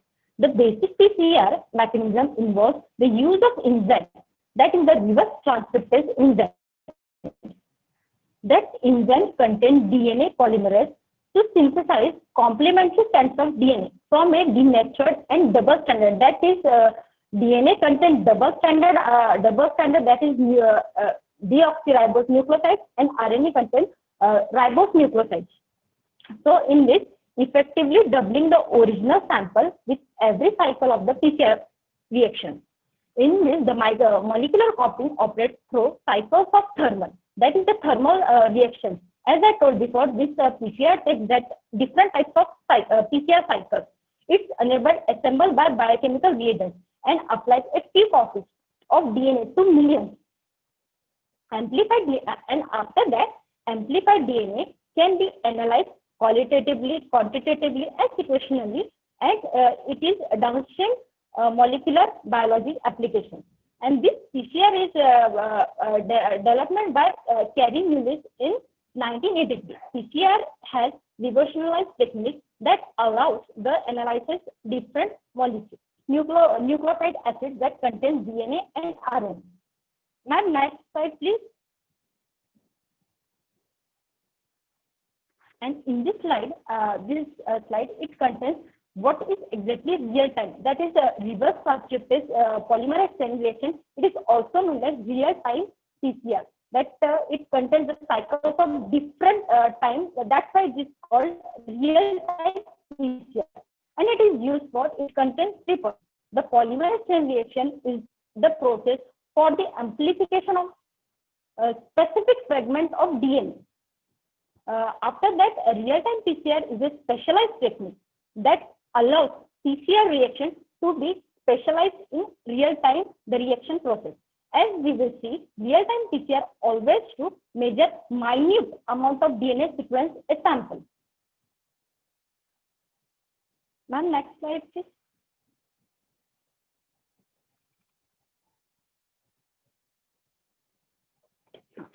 This slide, how that exactly PCR chain works. It works that the COVID-19 this we were doing in our laboratory, that specific RT-PCR test for coronavirus, because PCR detects different types of viruses also, that is DNA and RNA. But we, as I am working as a microbiologist in that laboratory for COVID-19, we specifically detect that the RT-PCR. In that, the COVID-19 RT-PCR test is a real-time reverse transcriptase polymerase chain reaction. As I told before, that it is a conventional, that the PCR do RNA copies from RNA, it copies DNA, but in this reverse transcriptase, we amplified DNA from RNA. In this, the test can be done in single-plex format or multiplex into a single reaction. And amplification in single format, the test uses 3 primers to be detect the region of SARS-CoV-2, nucleocapsid engine, and 1 primer and probe set to detect human RNA in clinical sample. That we use the kit like RNA extraction kit like GB-Aura kit, that MyLab kit. In that kit, that all reagents that we contain this, that is the primer and probe in that kit. And after that, we detect the virus. And after, when in multiplex into a single reaction, the 2 test uses 2 primer and probe set to detect the region of the SARS-CoV-2 engine and primer. In this PCR, after we were giving the result like positive result and negative result, we detect the specific gene like S gene, O gene, RDPR gene, and after that, depending on that gene, we give the different graphs like CT values. If CT values is like 30, 35, it shows that we have that the person, the SARS sample detect the viral load of RNA. Ma'am, next slide, please.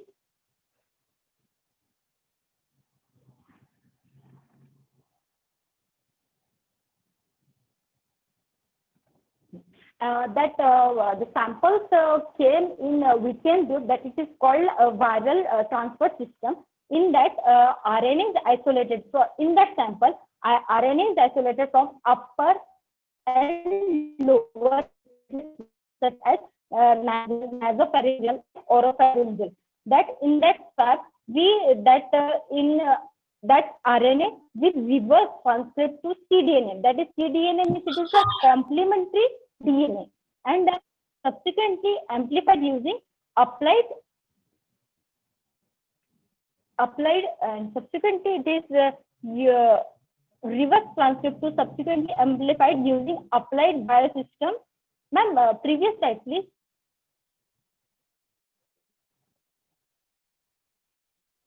Ma'am, please switch to the previous slide.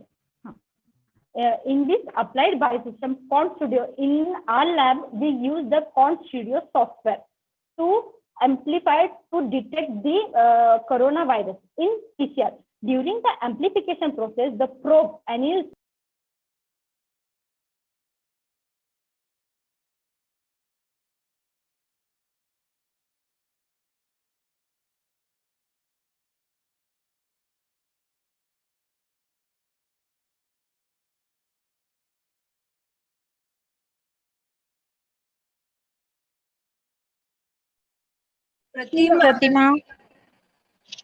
Pratima, continue, please.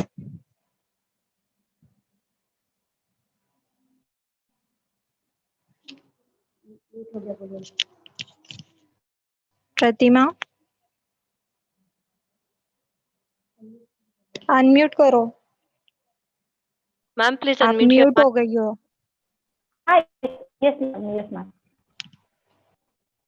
Sorry, as I told before that the RNA is isolated from upper and lower respiratory systems such as nasopharyngeal or oropharyngeal that this swab contains, and after that this RNA is reverse transcript to cDNA, and using amplified biosystem Quant Studio, we use in our laboratory this Quant Studio software for the detection of the virus.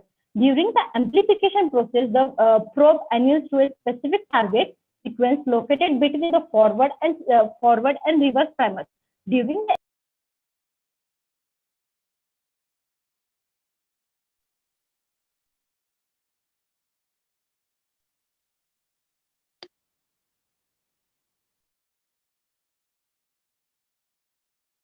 Ma'am, your voice is not coming. please switch to the. Ma'am, there is some network issue. Now coming, ma'am. Now you are audible Yes, to me. Yes, ma'am. Ma'am, please switch to the next slide now. This slide contains the PCR cycles. In this, that the template DNA in this PCR process, that is the denaturation, annealing, extraction takes place. By the template DNA, we convert from that template DNA, we specify the new DNA strand, and by this new DNA strand, this multiple copies of DNA strand contains, and after that the specific viral RNA we will detect in this process. Ma'am, next slide, please. In this slide, we will doing that the after the RNA action we do. After that, the solution plate contain the exact extracted nucleic acid, and after that it came to PCR lab. In PCR lab, this the elution plate exact extracted nucleic acid. We take that elution sample, that is 7 microliter, to PCR content kit. In that PCR content kit, it contains the positive, negative control, and that primers probe, that all reagents contains in that vial. And after that, we the elution plate we pipette that 7 microliters to the PCR plate, PCR 96 fill plate. Ma'am, please next slide. This type of instrument are used in real-time PCR. Real-time PCR instrument consists of three main components. It contains the thermocycle PCR machine. In that thermocycle, that different cycles that depending upon the different high heated temperature they contain, and different cycles were going on like 0.7 second, 1 minute, 3 minutes, different cycles continuing that multiplying the DNA by cycling multiple copies of DNA. And after that completing the cycle, the optical module, that optical module means that we contain the PCR reagent kit.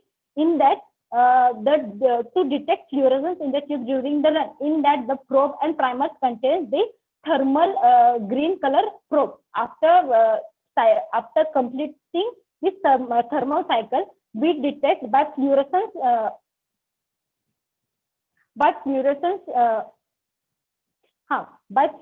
optical module, by fluorescence green color, we detect the PCR different cycles and the graph. And on the computer, that to translate the fluorescent data into a meaningful result. Means the computer contains the Corn Studio software, and the PCR is attached to that PCR instrument is attached to that PC, and the program RT-PCR program, the program run on that PC, and we translate that fluorescence like this.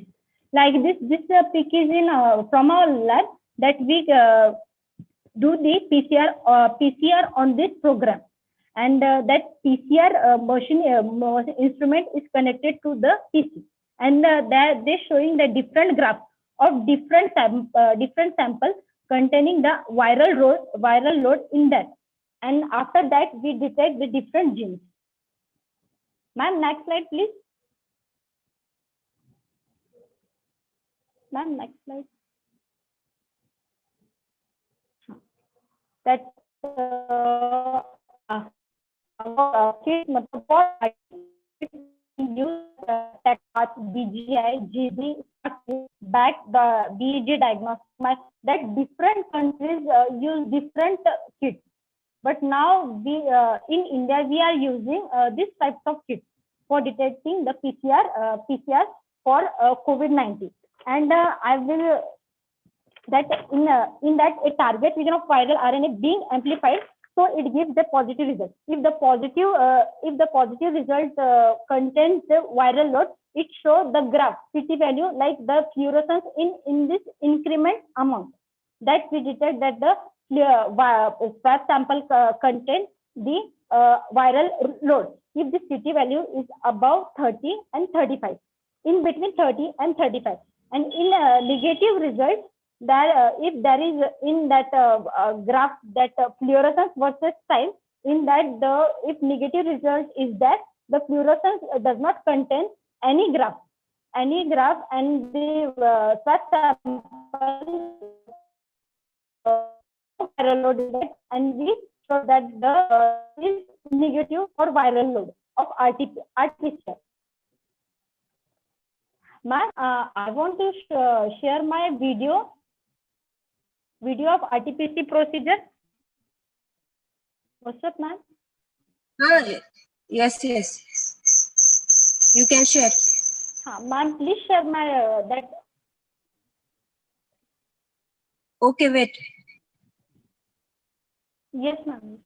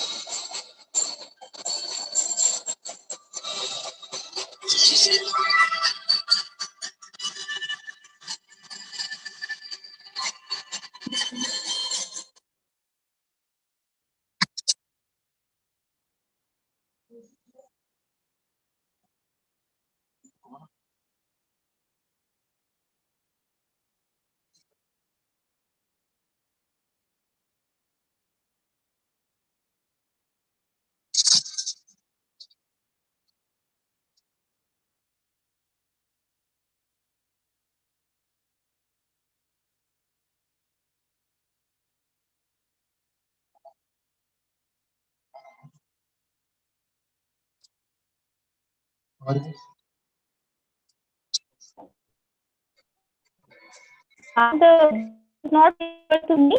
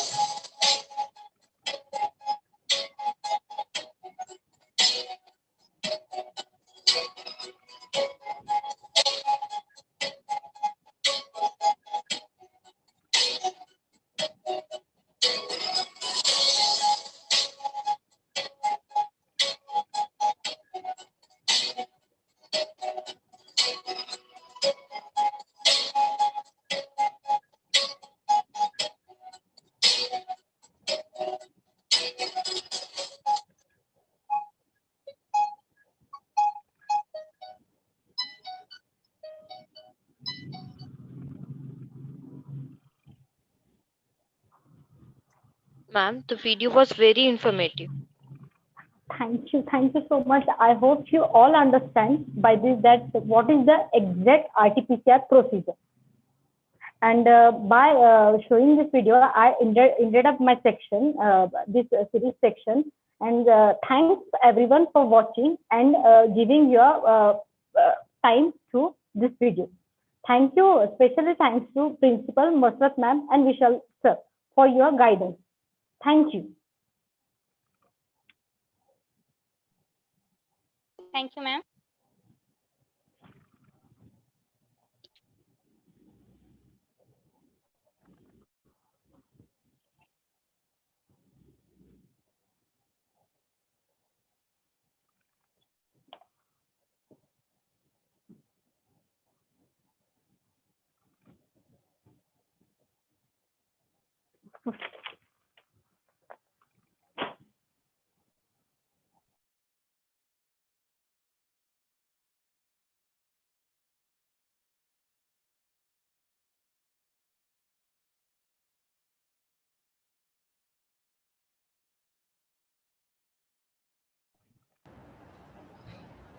Zohra. Yes, ma'am. Honorable Principal, Dr. Swati Ma'am has awarded as the Best Principal Award 2020. And yesterday, she has awarded as the Real Superwoman Award by Forever Star India Award. We are very lucky to have such an amazing woman with us. So we have arranged a surprise felicitation for Madam.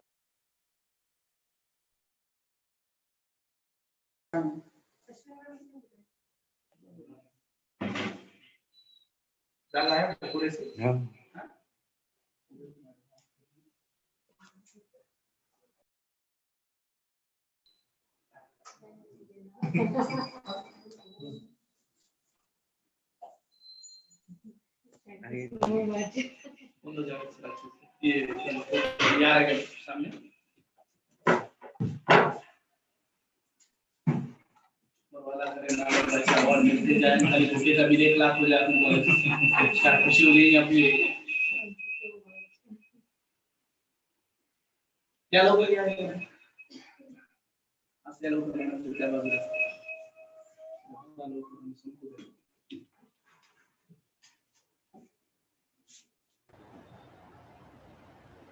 It's our honor to have Principal like this with us. She has been honored as Superwoman 2020. Good हो वाला और ऐसे ही करे बहुत सारे articles है जहां भी रहा मीडिया पब्लिसिटी इंडोर आउटडोर बोलो Thank you so much. Congratulations.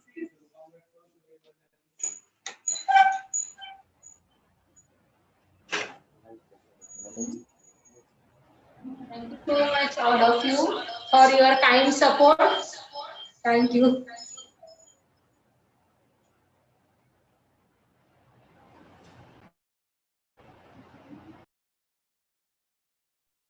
Thank you, ma'am.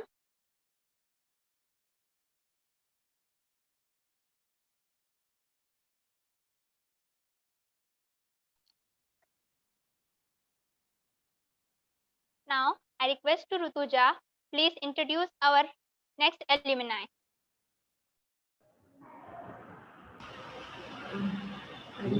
A very good afternoon to all. This is Rutuja Badar from CLS second year. Welcome you all to this 2-day state level of webinar organized by Department of Science, Indian Institute of Food Science and Technology College, Aurangabad, on the occasion of World Polio Day 2020.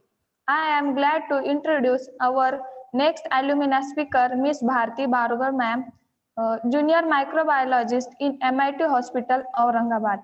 Ma'am had completed her diploma in CMLT from P.S. Jawarkar CMLT Paramedical College, Aurangabad. She had completed her graduation from BAMU University, Aurangabad. She had completed MSc Microbiology from Indian Institute of Food Science and Technology College, Aurangabad. She had completed her PG DMLT from Institute of Paramedical Science, PG DMLT College, Aurangabad. She had work experience of 4 years as a junior microbiologist in MIT Hospital, Aurangabad. I feel honored to invite you, ma'am. Over to you, ma'am. Thank you.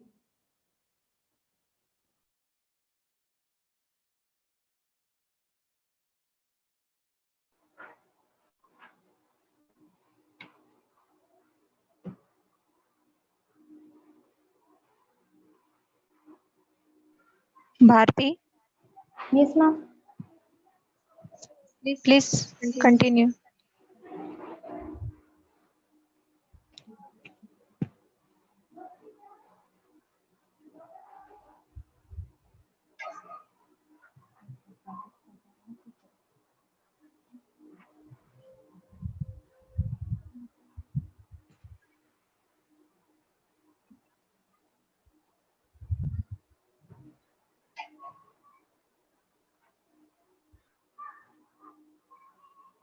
Good afternoon to all.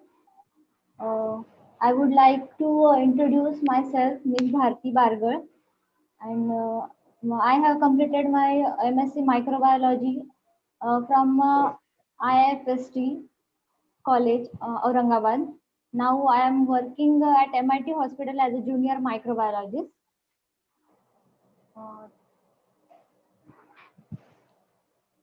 Today's my topic question I have instrumentation technology.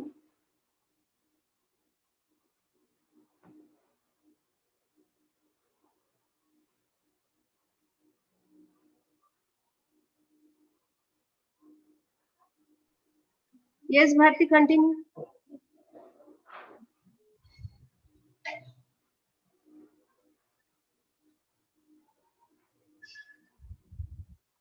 Can you share my slide, ma'am? Yes. Wait.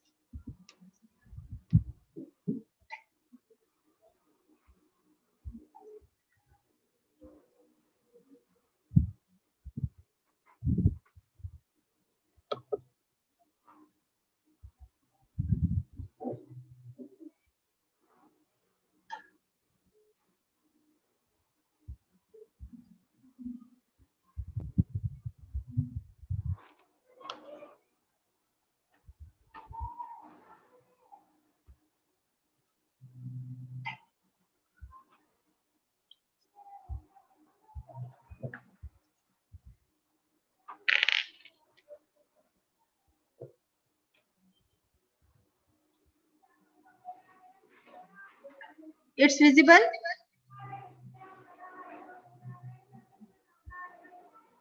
No, ma'am.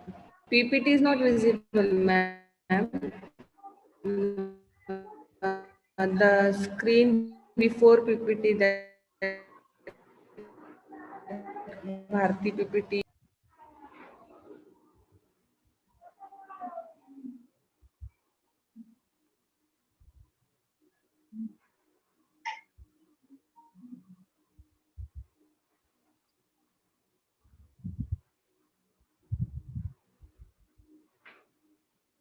It's visible, ma'am? No, ma'am.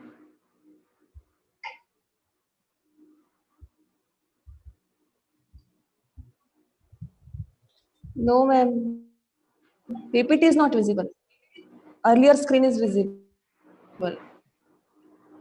Wait.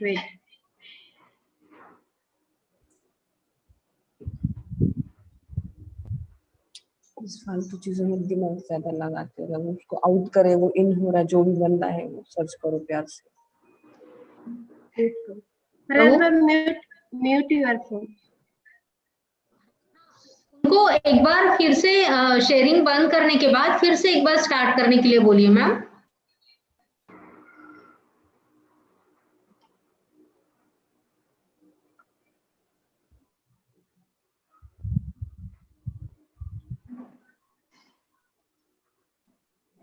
Yes, yes, visible.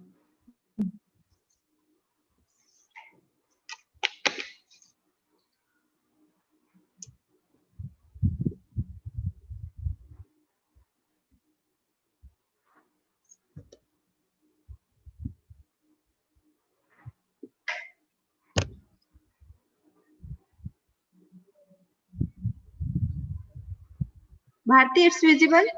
Yes, ma'am. Yes. Yes, ma'am, it is visible now. Bharti, is it visible for you? Yes, ma'am. Yes. Shall I start, ma'am? Yes. So, welcome to the world of microbiology. Our college vision is as part of an internationally acclaimed university. The Department of Microbiology strives to be in the vanguard of the field of microbiology, aiming to be recognized as among the best for microbiology education and scientific research. Our mission providing quality education and training to our students and bringing out the very best in them through stimulus of scholarly, progressive and intellectual development, equipping students with excellence in education and skill to enable them a career to the choice, cultivating talent and promoting to round personality development through multi demonstrational education to foster a spirit of self confidence and self reliable in our students to prepare them to become responsible contributor citizen of society who can take up lectureship position around the globe. uh, Ma'am, next slide. Hello. Hello. Hello. Ma'am, continue कीजिए. Yes, yes. Slide. Yes, Bharti, what happened? Slide show नहीं हो रही ma'am. Next vision के आगे.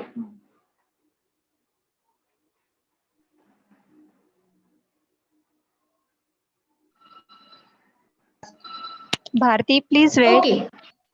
Ma'am slide show नहीं हो रही है मुझे.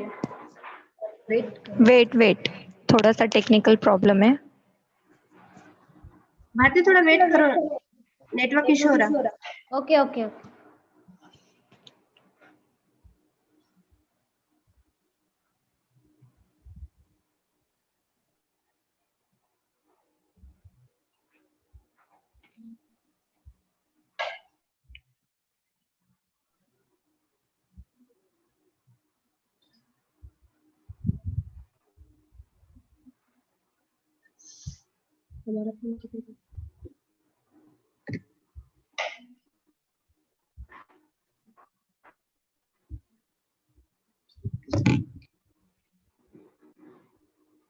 It's visible? No, ma'am.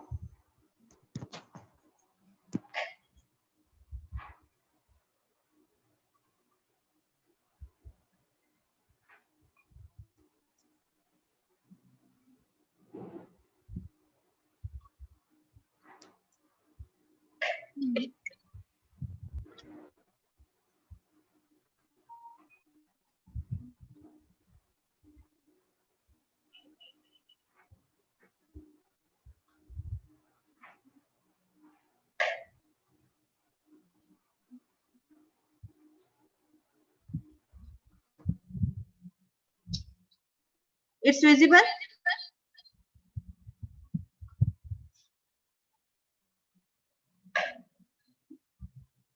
Bharti?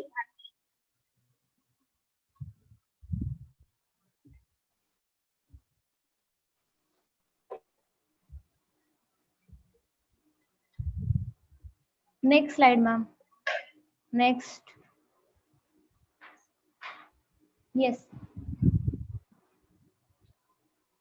Shall I start, ma'am? Yes. So, what is instrumentation technology? It's a powerful tool that is used to explore the internal structure of microorganisms. This is a list of instruments used in medical microbiology.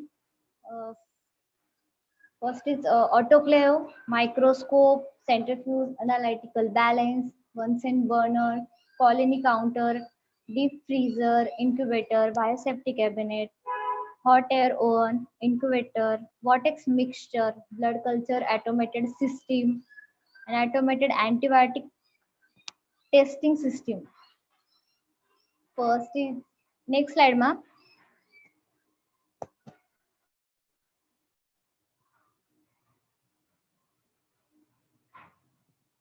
First is autoclave. Autoclave sterile करता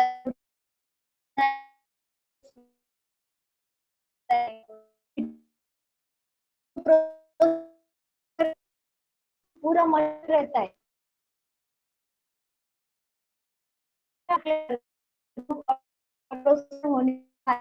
स्टराइल करने autoclave का work होता है उसका main use है sterilisation related item waste autoclave and autoclave is a machine that use steam under pressure to kill harmful bacteria, viruses, fungi, and spore on atoms that are placed inside a pressure vessel.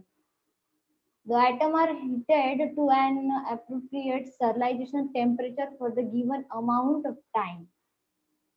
इसके vendor है Charles Chamberland in 1879 में autoclave startup हुआ था. Then next slide ma'am.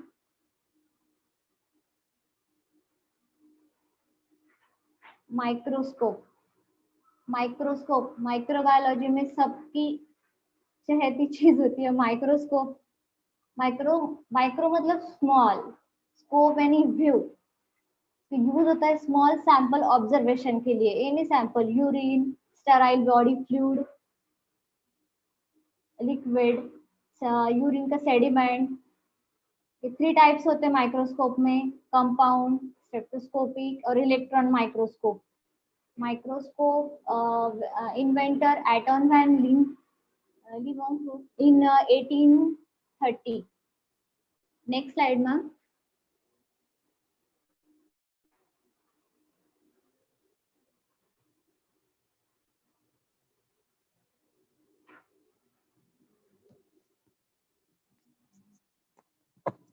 Hello hello. Yes. Yes, ma'am. Slide show नहीं हो रही ma'am. Just a minute. Actually, Yes, the centrifuge. network Actually, issue is going on.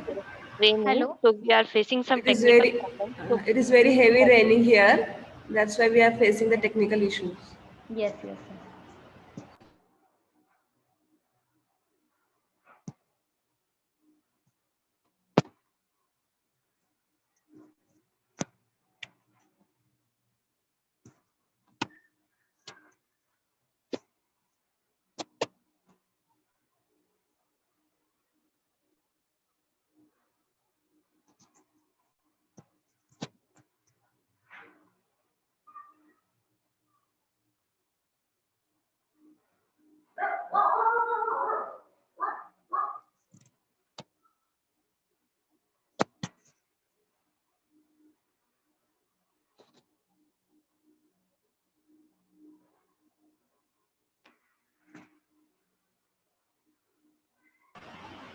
Next slide, ma'am.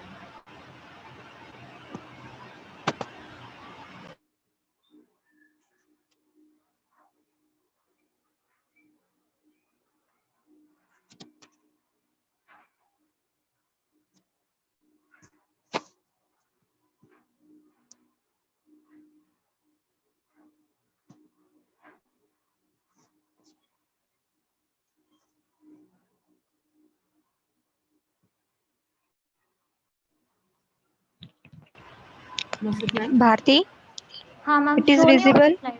No ma'am.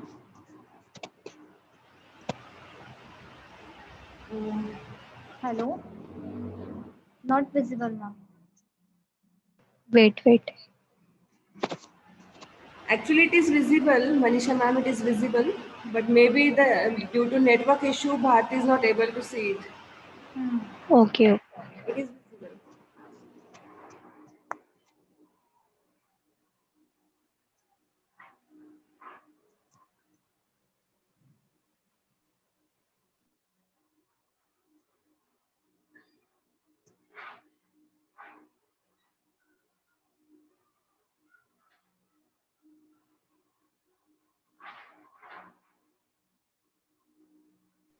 Bharti, हाँ ma'am, show नहीं हो क्या रहा आप slide share कर सकते हो?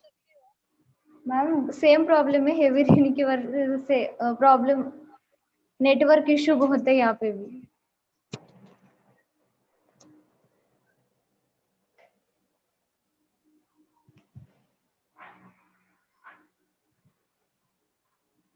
मैंने की स्लाइड शेयर लेकिन हो नहीं रही ma'am. Now it is visible. Masud ma'am, it is visible to me. It is visible to me.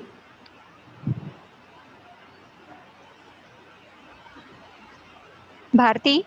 No ma'am. Bharti, is it visible for you? No ma'am, no. Bharti. I can see it.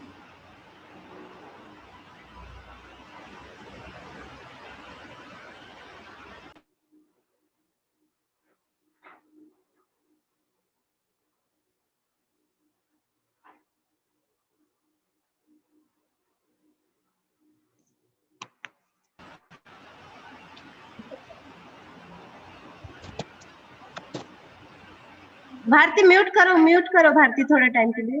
Okay.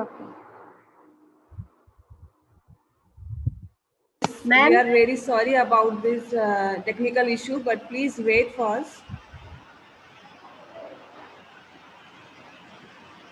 Zohra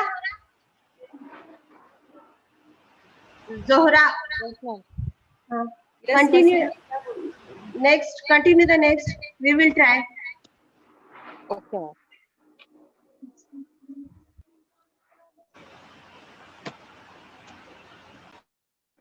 Now I would like to request Vedeshri ma'am to introduce our next speaker.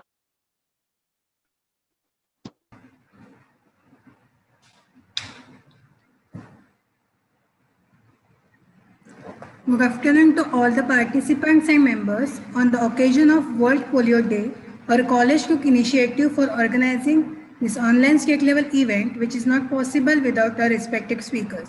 So here, I am delighted to welcome Dr. Manisha Jundarkar ma'am, who is Assistant Professor at Dr. D.Y. Patil Biotechnology and Bioinformatics Institute, Pune. Ma'am had completed her academic qualification from Bambu University, Aurangabad, and she had completed her PhD in biotechnology from Dr. D.Y. Patil Vidyapit, Pune. Ma'am had 15 years of work experience in teaching and had research interest in pharmaceutical microbiology and microbial biotechnology. Ma'am got research grant of rupees 13 lakhs in 2016-17 and rupees 5 lakhs in 2019-20 by Dr. D.Y. Patil Vidyapit, Pune for different projects. Ma'am got the lifetime membership in Biotech Research Society of India. Ma'am had published one patent on a probiotic formulation and method, and also 10 different research paper publications. Ma'am had attended 10 different workshops, conferences, and seminars. So I really feel honored to welcome you, ma'am. Over to you, ma'am. Thank you, Vedashri, for such a nice introduction. And thank you, organizing committee, for giving me a chance to present my work. Shall I share my screen? Yes, ma'am. Yes, ma'am, you are co-host. You can share your screen. Thank you.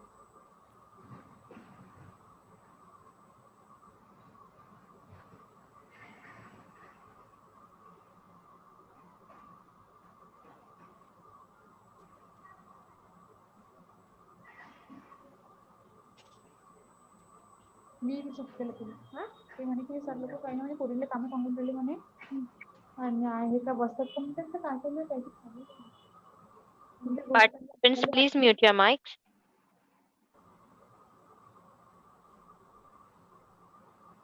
Is my screen is visible to all?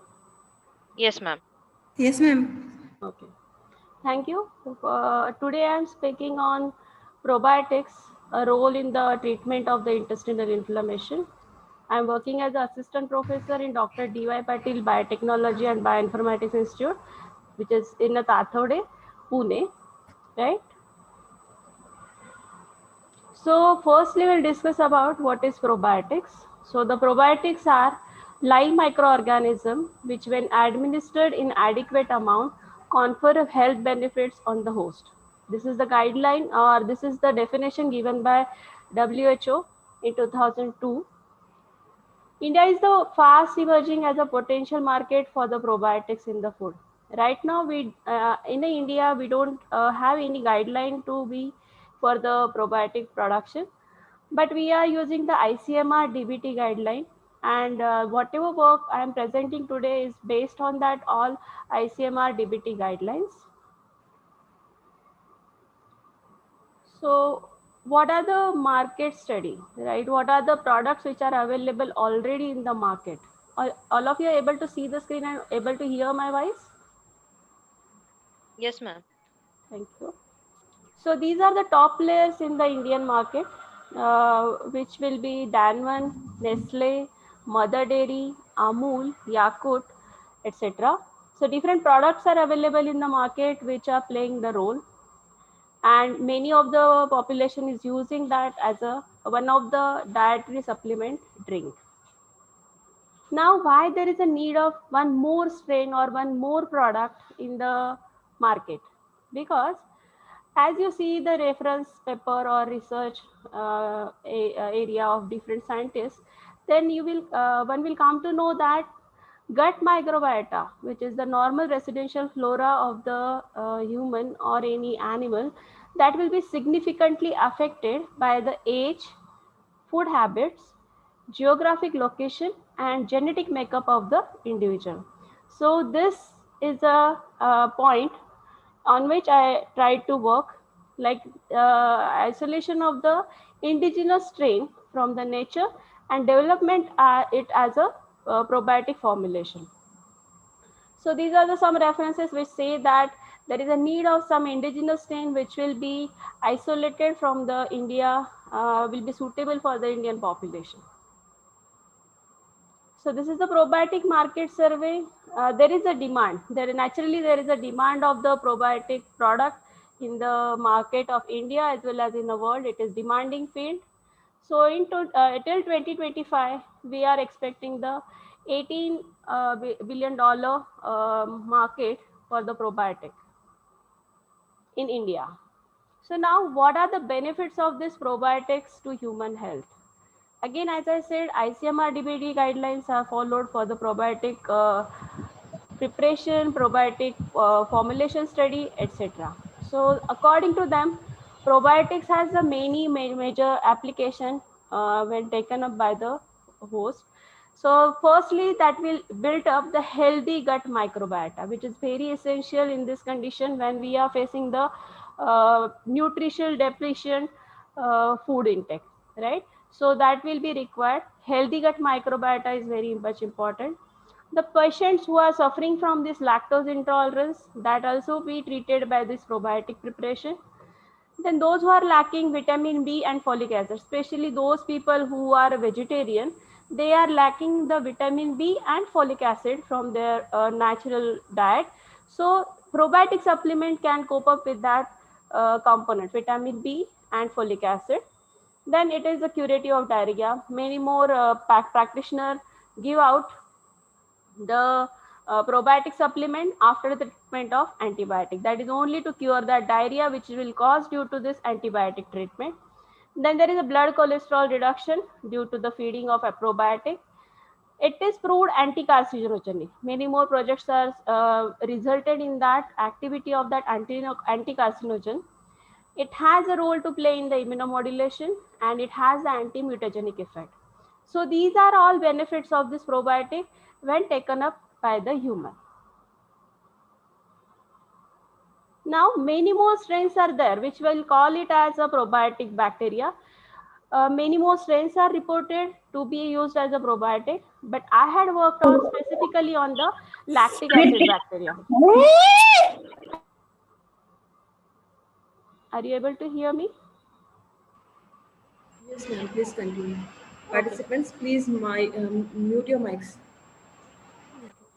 So I had worked specifically on the group of lactic acid bacteria, and that has a beneficial effect, proved beneficial effect, right? So they are molecule which will synthesize the short chain fatty acids. They are the molecule, they are microbes which are synthesizing the antimicrobial peptide. They are there for the folic acid and vitamin B synthesis. All these molecules which are synthesized by the bacteria has the positive effect on the gut health. Okay, altogether they will compile the effect, positive effect on the gut health. Now, what is a basic role played by the probiotic bacteria that I want to say?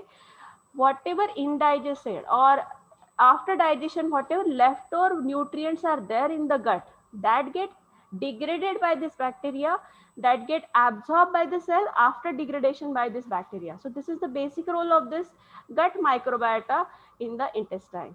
Now, if it is disturbed, it is called as terminology dysbiosis. When this natural flora and a pathogenic flora is, there is a difference or there is a disturbance in between that two, that will lead to some disease condition, right? So that disease condition, one of that disease condition is the intestinal inflammation. Now, I am focusing on this intestinal inflammation and as probiotic as a remedy for this intestinal inflammation. So what are the study details? What are the isolate details? So I had isolated the two strain, Lactobacillus plantarum AG40V and Lactobacillus aureus SK2FB. These are the codes again. Lactobacillus AG40V was isolated from the vegetable source, whereas Lactobacillus aureus SK2FB was isolated from the fermented food and beverages. That were the source for that isolation. Then after isolation, they were further primary characterized. They were identified by the 16S RGNase technology. Then they were characterized for the probiotic properties. In the probiotic properties, I had characterized them for the acid tolerance, bile tolerance, and pancreatin tolerance according to the ICMR DBT guideline again. And their safety assessment. As you are taking any probiotic strain, that should be safe for consumption. That is a guideline again. So for that safety assessment, in vivo and in vitro, we had tested that culture.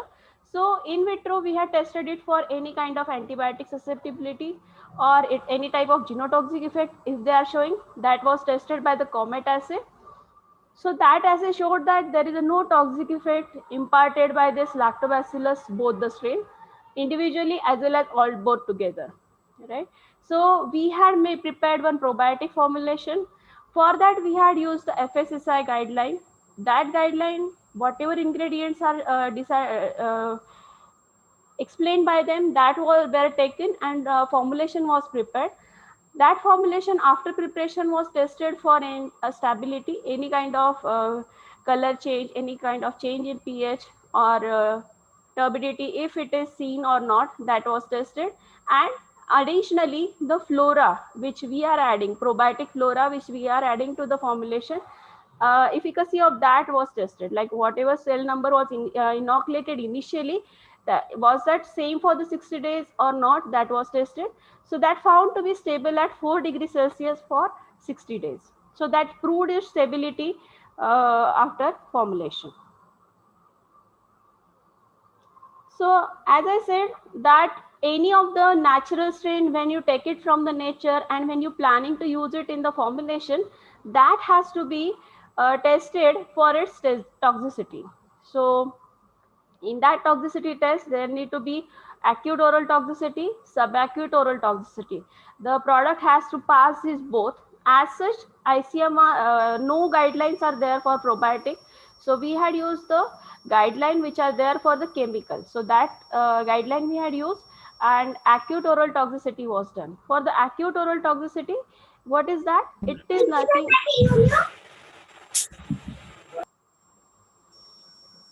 It is nothing that a drug at a higher concentration was fed to the animal for a shorter duration. So animal chosen was Swiss albino females were chosen. Animal number was N was equals to 3. The study duration was 14 days. We had performed two studies. First, we had completed the 14 days period, and then again with the fresh animal, we had inoculated and we had tested it twice. Then what was the formulation dose? So 250 ml per animal with the cell count of 1 into 10 raised to 12 CFU per ml. This was the cell count which was fed to the animal, and this was the physical appearance of the formulation which was tested on the animal. So in acute oral toxicity, gross necropsy has to be done to see any kind of pathological changes or any abnormalities in the animal. So after 15 days, that gross necropsy was done for the all animal, and no pathological changes were seen, no signs of toxicity was observed, and no abnormalities was found with the animal which are fed with the probiotic formulation. Then we went for the subacute toxicity study. In that, as I said, it is for low dose, higher duration. Acute was for high dose, shorter duration, and subacute was for a short dose, small dose, higher duration or longer duration it was. So animal chosen was Prog Delhi rat, both male and female we had tested, N was equals to 5. This was the probiotic formulation which we had prepared and which we had orally fed, likewise as shown in the picture. This was the animal housing condition like temperature, relative humidity, photoperiod, and etc. Formulation dosing was 1 ml per animal per day. The study was carried out for the 28 days. Cell count for each day feed was 1 into 10 raised to 9 CFU per ml. So after 28 days of study period, all the animals were sacrificed and that were tested for different biochemical characteristic, histopath characteristic, and hematology characteristic to see any kind of sign of toxicity in the animal due to feeding of this probiotic formulation. So this first graph, figure 4 shows the effect of probiotic formulation, which was mixture of Lactobacillus plantarum and Lactobacillus aureus on Sprague Dawley rat, and serum glucose, which is shown in the A, urea in the figure of B, graph of B, and SGOT, which is shown in the graph of C. So these three many more tests were done. I had added few representative graph from that. So you can compare, okay, you can see the comparison of control male which were not faded with the probiotic formulation. Then formulation faded to the male, formulation faded to the female, and this is a control female. So both control male and control female was not fed with the probiotic formulation, whereas probiotic formulation was tested on male as well as female. So there was no statistically significant difference was observed in any of the group. Any of the study group had not shown any kind of changes as compared to control. So this is for urea, this is for SGOT. Similarly, we had tested it for total protein, alkaline phosphatase, and creatinine. So they found as a normal, no effect, no toxic effect, no side effect after feeding.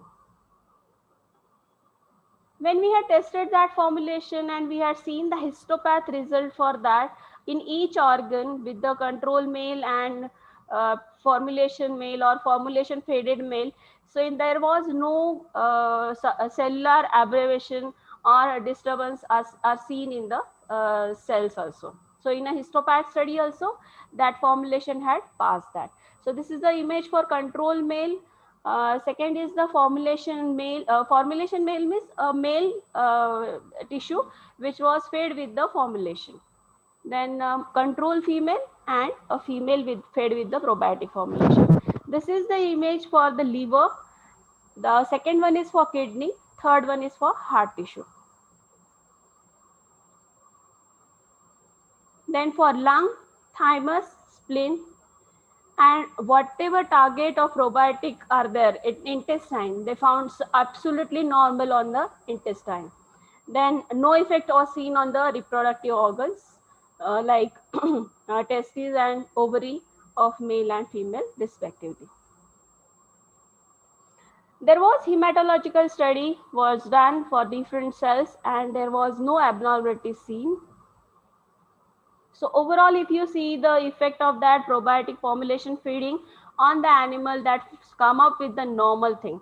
So all the green shows positive effect, and negative effects are seen with the HDL, but the HDL level was lower down, so that was altogether beneficial for the host.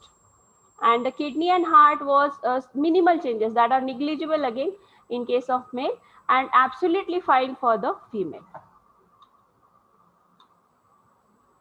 So what are the major findings from this study? All the test groups at a dose of 2000 mg per kg, that is 10 raised to 12 CFU per ml, when was fed to that animal, was not cause any kind of mortality. No mortality is seen, no weight loss is seen, no abnormalities in the gross necropsy was seen, and formulation passed the acute oral toxicity and found safe for the consumption. No toxicological significant difference, no changes in feed consumption. These are the parameters which you need to monitor when you are feeding any kind of formulation or any kind of drug to the animal. So that was come up with the no changes, no abnormalities, no toxicity, and general and behavioral condition were normal. Body weight was continuously increasing. Serum biochemical parameter, as I shown, as I discussed earlier, that were came up with the normal, and they passed the subacute toxicity study. So after this, apart from the biochemical, hematological, and histopathy study, one has to understand that translocation study also. Like if you are feeding the orally the drug, or if you are feeding the probiotic formulation in oral dosing, are they showing any other effect on the other organ? So for that, translocation study has to be done, and that was come up with the normal. That was not shown any kind of translocation from the intestine to any other organ. So the probiotic formulation under the study discouraged the colony. Along with that, we had tested that fecal flora for the presence of the pathogen. So what is the effect of the probiotic in the sense of infection? If there is any kind of pathogenic infection is there, what will be the effect? And that come up that when the probiotic formulation was fed to the animal, these kind of pathogens such as E. coli and Klebsiella, these two were targeted. They were their number was reduced down. So this motivated us to study the effect of this probiotic formulation on the inflammation. Like if there is an inflammation in the intestine, are they working? Are they effective for the reduction of the intestinal inflammation? So for that, again, we had taken a Spogdolly animal, male and female, in the number of 3. Firstly, these animals were induced for the inflammation. Chemical induction was done. That was done by TNBS. So you can see in the image, rectally the chemical was given to the animal through the anus. TNBS was the chemical, and that induced the inflammation in the animal. How we had monitored that? So that was monitored by the diarrhea, watery diarrhea was seen in the animal. That was the first symptom, and the stool which is passed by the animal, that was with some blood. So that is a symptom of inflammation which was seen successfully in the animal after this chemical induction of the inflammation. Then they were fed for the oral dose of the probiotic formulation of same cell count with the 1 × 10⁹ CFU per ml. That study period was 21 days. The groups were control group with the 6 animal, disease group DC 6 animals, standard drug used was the prednisolone, and a probiotic formulation given for the 4th group. Then the animals, after 21 days, these animals were sacrificed and they were tested for the different serum parameters, so which were indicative for the inflammation, right? So they were histopathological study also, and the marker study was also done. So figure 6 shows, figure shows that effect of probiotic formulation feeding on nitric oxide level. So these are the inflammatory markers: nitric oxide, catalase, then your lipid peroxidase and myeloperoxidase. These are the inflammatory markers. They were tested for that presence or effect of the probiotic formulation feeding. So you can see in the graph there was control male which was not fed with the any kind of formulation or not induced for the inflammation and not given a standard drug. So they were normal. Control male were normal. DC male were induced with the inflammation by the TNBS but not fed with the probiotic formulation. Standard means prednisolone, which is a standard chemical which is available for the treatment of inflammation, was given to the animal, and that was not fed with the probiotic formulation. And the fourth one, like formulation male, what you can see in a blue, that is nothing but the induced with the TNBS, chemical induction of the inflammation is there, and the probiotic formulation faded for 21 days. So you can see there is a significant reduction in the level of the nitric oxide in the male, right? So this is the disease one. Higher level indicates there was induction in the animal, and lower down of this will indicate that probiotic formulation has an effect on this in the curing of this intestinal inflammation. Then the catalase, DC male shows that there is significant decrease in the catalase level, and that was significantly higher when they were fed with the probiotic formulation for male as well as female. So this is for the nitric oxide. A graph is for nitric oxide, B graph is for catalase. The next two markers were lipid peroxidase and myeloperoxidase. ELISA test was done for this LPO and MPO, and that also shown the significant decrease in case of LPO, and marginal values are seen with the MPO. But all that collectively shows that probiotic formulation has the effect. So this is the histopath study of the animal which were induced for the inflammation and fed with the probiotic. So A is control, B is the disease induced, C is the disease induced and treated with the standard drug, and D is the disease induced and fed with the probiotic formulation. This is for male, A, B, C, D, and E, F, G, H is for female. In this case, there is a investigation of the colon, intestinal part we had taken up, and histopath was done. So in A figure, you can see the normal intactness of the cell, whereas B, which is induced with the drug, disease control we are calling it as, they are showing the abnormalities. That indicates that induction was there, and a probiotic formulation had curated that effect. So it is showing the intestinal inflammation, reduction in the intestinal inflammation. This is the concluded chart or summary of the study, where inflammatory markers, tissue homogeneity, serum marker, and histopath was done.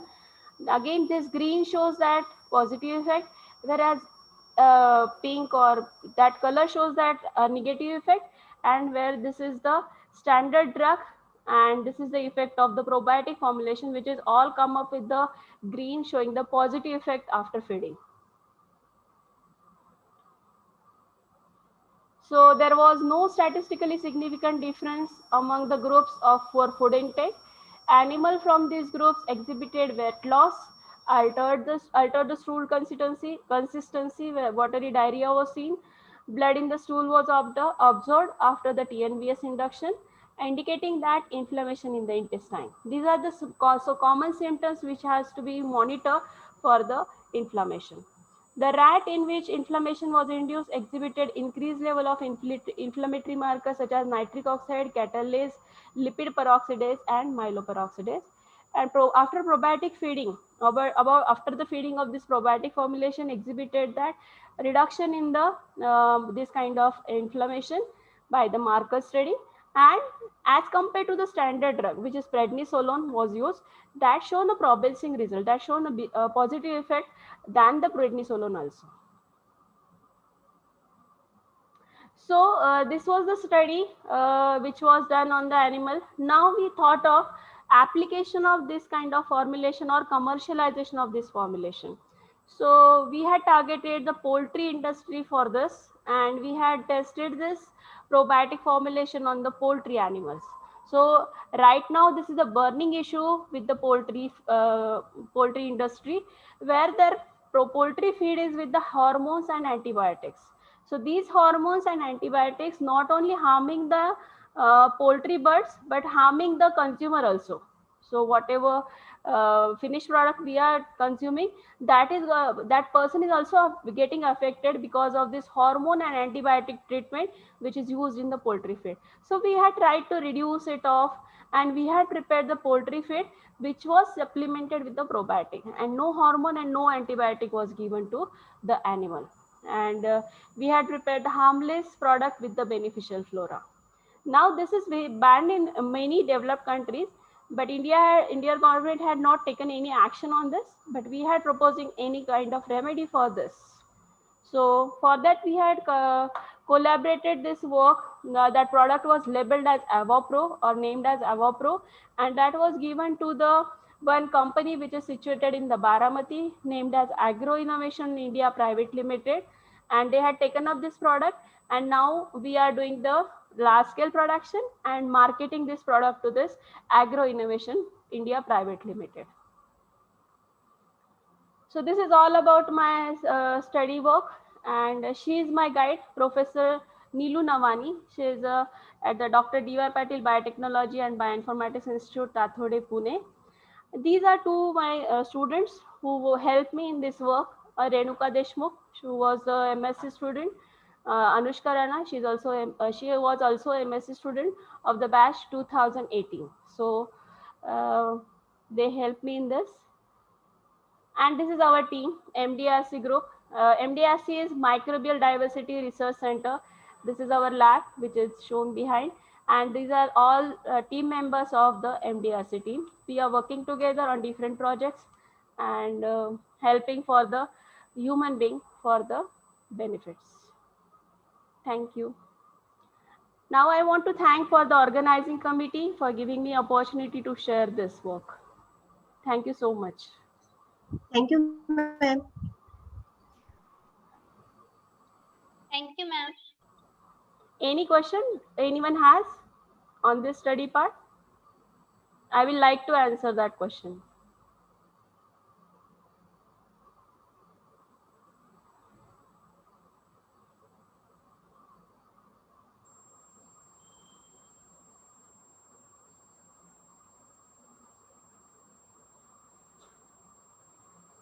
Thank you so much.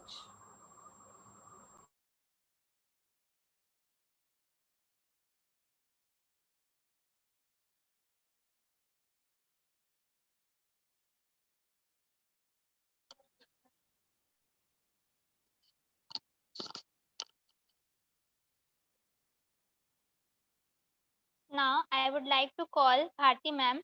Please, ma'am, continue your session.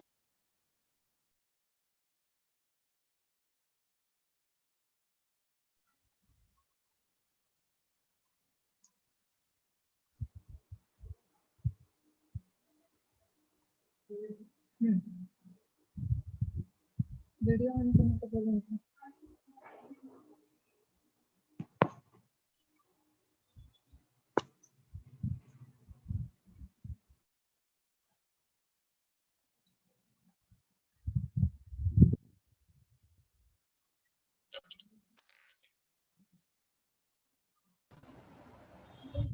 Manisha ma'am is there. Manisha ma'am is still there or no? There is a question on YouTube. Yes, ma'am. I will like to answer that. Okay. How to solve the challenges in adulteration in poultry feed? In the poultry feed.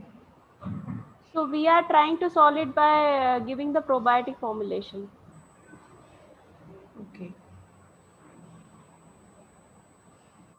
Okay, thank you, ma'am. Thank you, ma'am.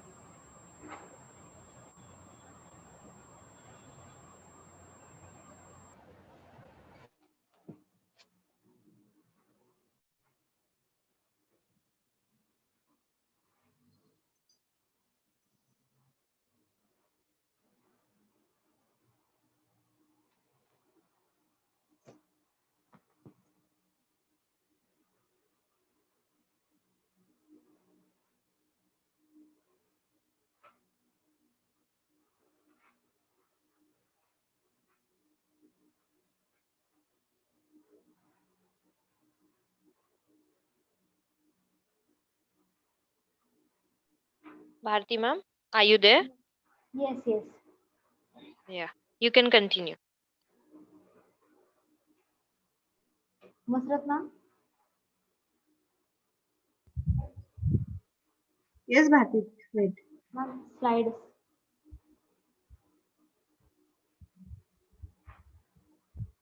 It's visible? Yes, ma'am.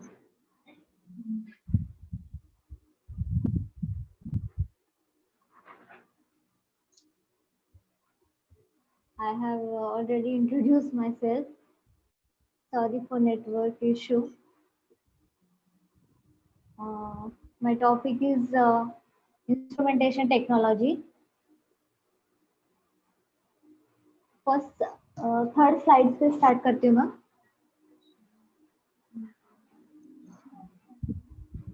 Yes, Bharti kara. Centrifuge. Centrifuge is a laboratory device that used for the separation of fluid, centrifugal force. Then next is analytical balance. Next slide, ma.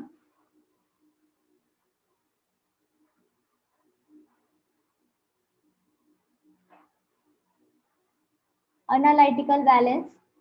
It's used microbiology laboratory with weighting balance, mainly used for media preparation, micropipettes calibration, and product testing purpose. Advanced micro, semi-micro, and analytical and balance have now been perfect to such a degree that in general no special waiting rooms are needed. The next slide, now. Bunsen burner. It's used in microbiology laboratory to sterile pieces of equipment and to produce an updraft that forces airborne contaminated away from the working area. It's a nichrome wire loop. Nichrome wire लोग क्यों use करते हैं क्योंकि वो जल्दी से heat भी होता है कूल भी होता है. इसके इन्वेंटर है Robert बर्नसन in 1856. Next slide ma'am. Deep freezer. Deep freezers are the testing equipment that are used to preserve and store food products, media equipment, blood samples, medicine, and injection. Also, positive HIV, HBsAg, COVID samples for a long period of time. Typically, 80 degrees Celsius or 86 degrees Celsius freezer is used to storing biological samples. Next slide, no? Incubator.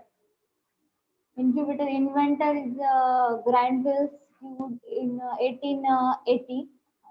Use laboratory incubators provide a controlled, contaminant-free environment for safe, reliable work with cell and tissue culture while regulating conditions such as the temperature, humidity, and CO2. Microbiological incubators are used for growth and store of bacterial culture. कि हम plating करते हैं anaerobic और aerobic रहता है तो incubator is the most important for cultures anaerobic cultures. Next is biosafety cabinet. The primary purpose of biosafety cabinet is to serve as a means of protect the laboratory worker and the surrounding environment from pathogens. Biosafety cabinet also called a biological safety cabinet. Main microbiological safety cabinet is an enclosed ventilated laboratory workspace for safety working and materials contaminated with pathogens and requiring a definite biosafety cabinet. Inventor is Robert Koch, 1904. Next is hot air on. Inventor Pasteur. This is the most widely used method of sterilization by dry heat. A holding period of 160 degrees Celsius for hours in used to sterilize glassware, forceps, syringe. Extremely high temperature over several hours of destroy microorganism or and bacterial spores. The temperature range covered by oven is between 52 to 50 degrees Celsius. Vortex mixture, next slide में. Vortex mixture. हम वाइटेक मतलब जो growth आने के plate के ऊपर आता है उसके जो स्टेप रहता है, हम normal saline 2 to 3 ml saline tube में लेकर जो कॉलोनी हम सेल मिक्स करने के लिए vortex mixture is very important. All liquid mixing vortex mixture as quite in bioscience laboratories, in cell culture and microbiology laboratory, they may be used to suspend cells. Inventor is Jack A. And Harold G. Kraft. Then blood culture automated system. ये broth रहते हैं paediatric adult all types के bottles है ये. इसके अंदर जो broth होता है सोडियम पॉलीनिथोसल्फोनेट SPS 0.0 उसका रेंज है. Ingredients list BT BACTEC plus FA plus bottle का नेम है. Blood culture is laboratory test in which blood taken from patient is inoculate into bottles containing culture media to determine whether infection causing microorganism, bacteria and fungal are present in the patient's bloodstream. ये जो बैक्ट alert है 3D system का, eight ए time हम 60 bottle इसमें insert कर सकते हैं. Blood culture positive और निगेटिव बैक्ट अलर्ट करता है हमें कि पेशेंट को इन्फेक्शन बैक्टीरियल है और फंगल है. 24 आवर्स में ये पॉजिटिव निगेटिव दिखाता है bact alert. Then next wire loop, next slide. Wire loop सब पता है सबको. And inoculation loop also called smear loop. Inoculation bond and micro sticker is a simple tool used mainly by microbiologists to pick up the transfer a small sample from culture of microorganism. This is a side inoculating plate. The next is automated manual antibiotic testing system. And automated testing system consists of automated inoculation of minimal inhibitory concentration AC or AST panels by Vitek system, followed by computer assistant incubation with reading interpretation and reporting function that do not require manual intervention. This last slide में इसका एक report है जो कि वाइटेक system automated antibiotic का report है. Beta lactam high level resistant जो are दिखा रहा है रेजिस्टेंट है सब. यस वाला सेंसिटिव और आई सिप्रोफ्लॉक्सिन इंटरमीडिएट. वाइटेक में से ऑटोमेटेड रिपोर्ट आती है. बस. Thank you.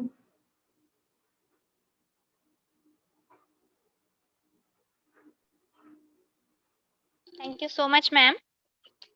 Now, I'd like to call Ashwini ma'am for vote of thanks.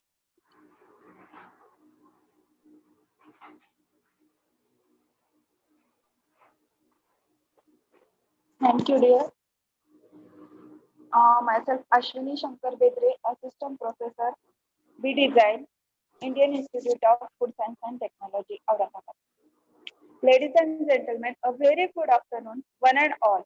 It gives me an immense pleasure to deliver the vote of thanks for this event. To dignitaries who have assembled here, I deem it a great honor to propose the vote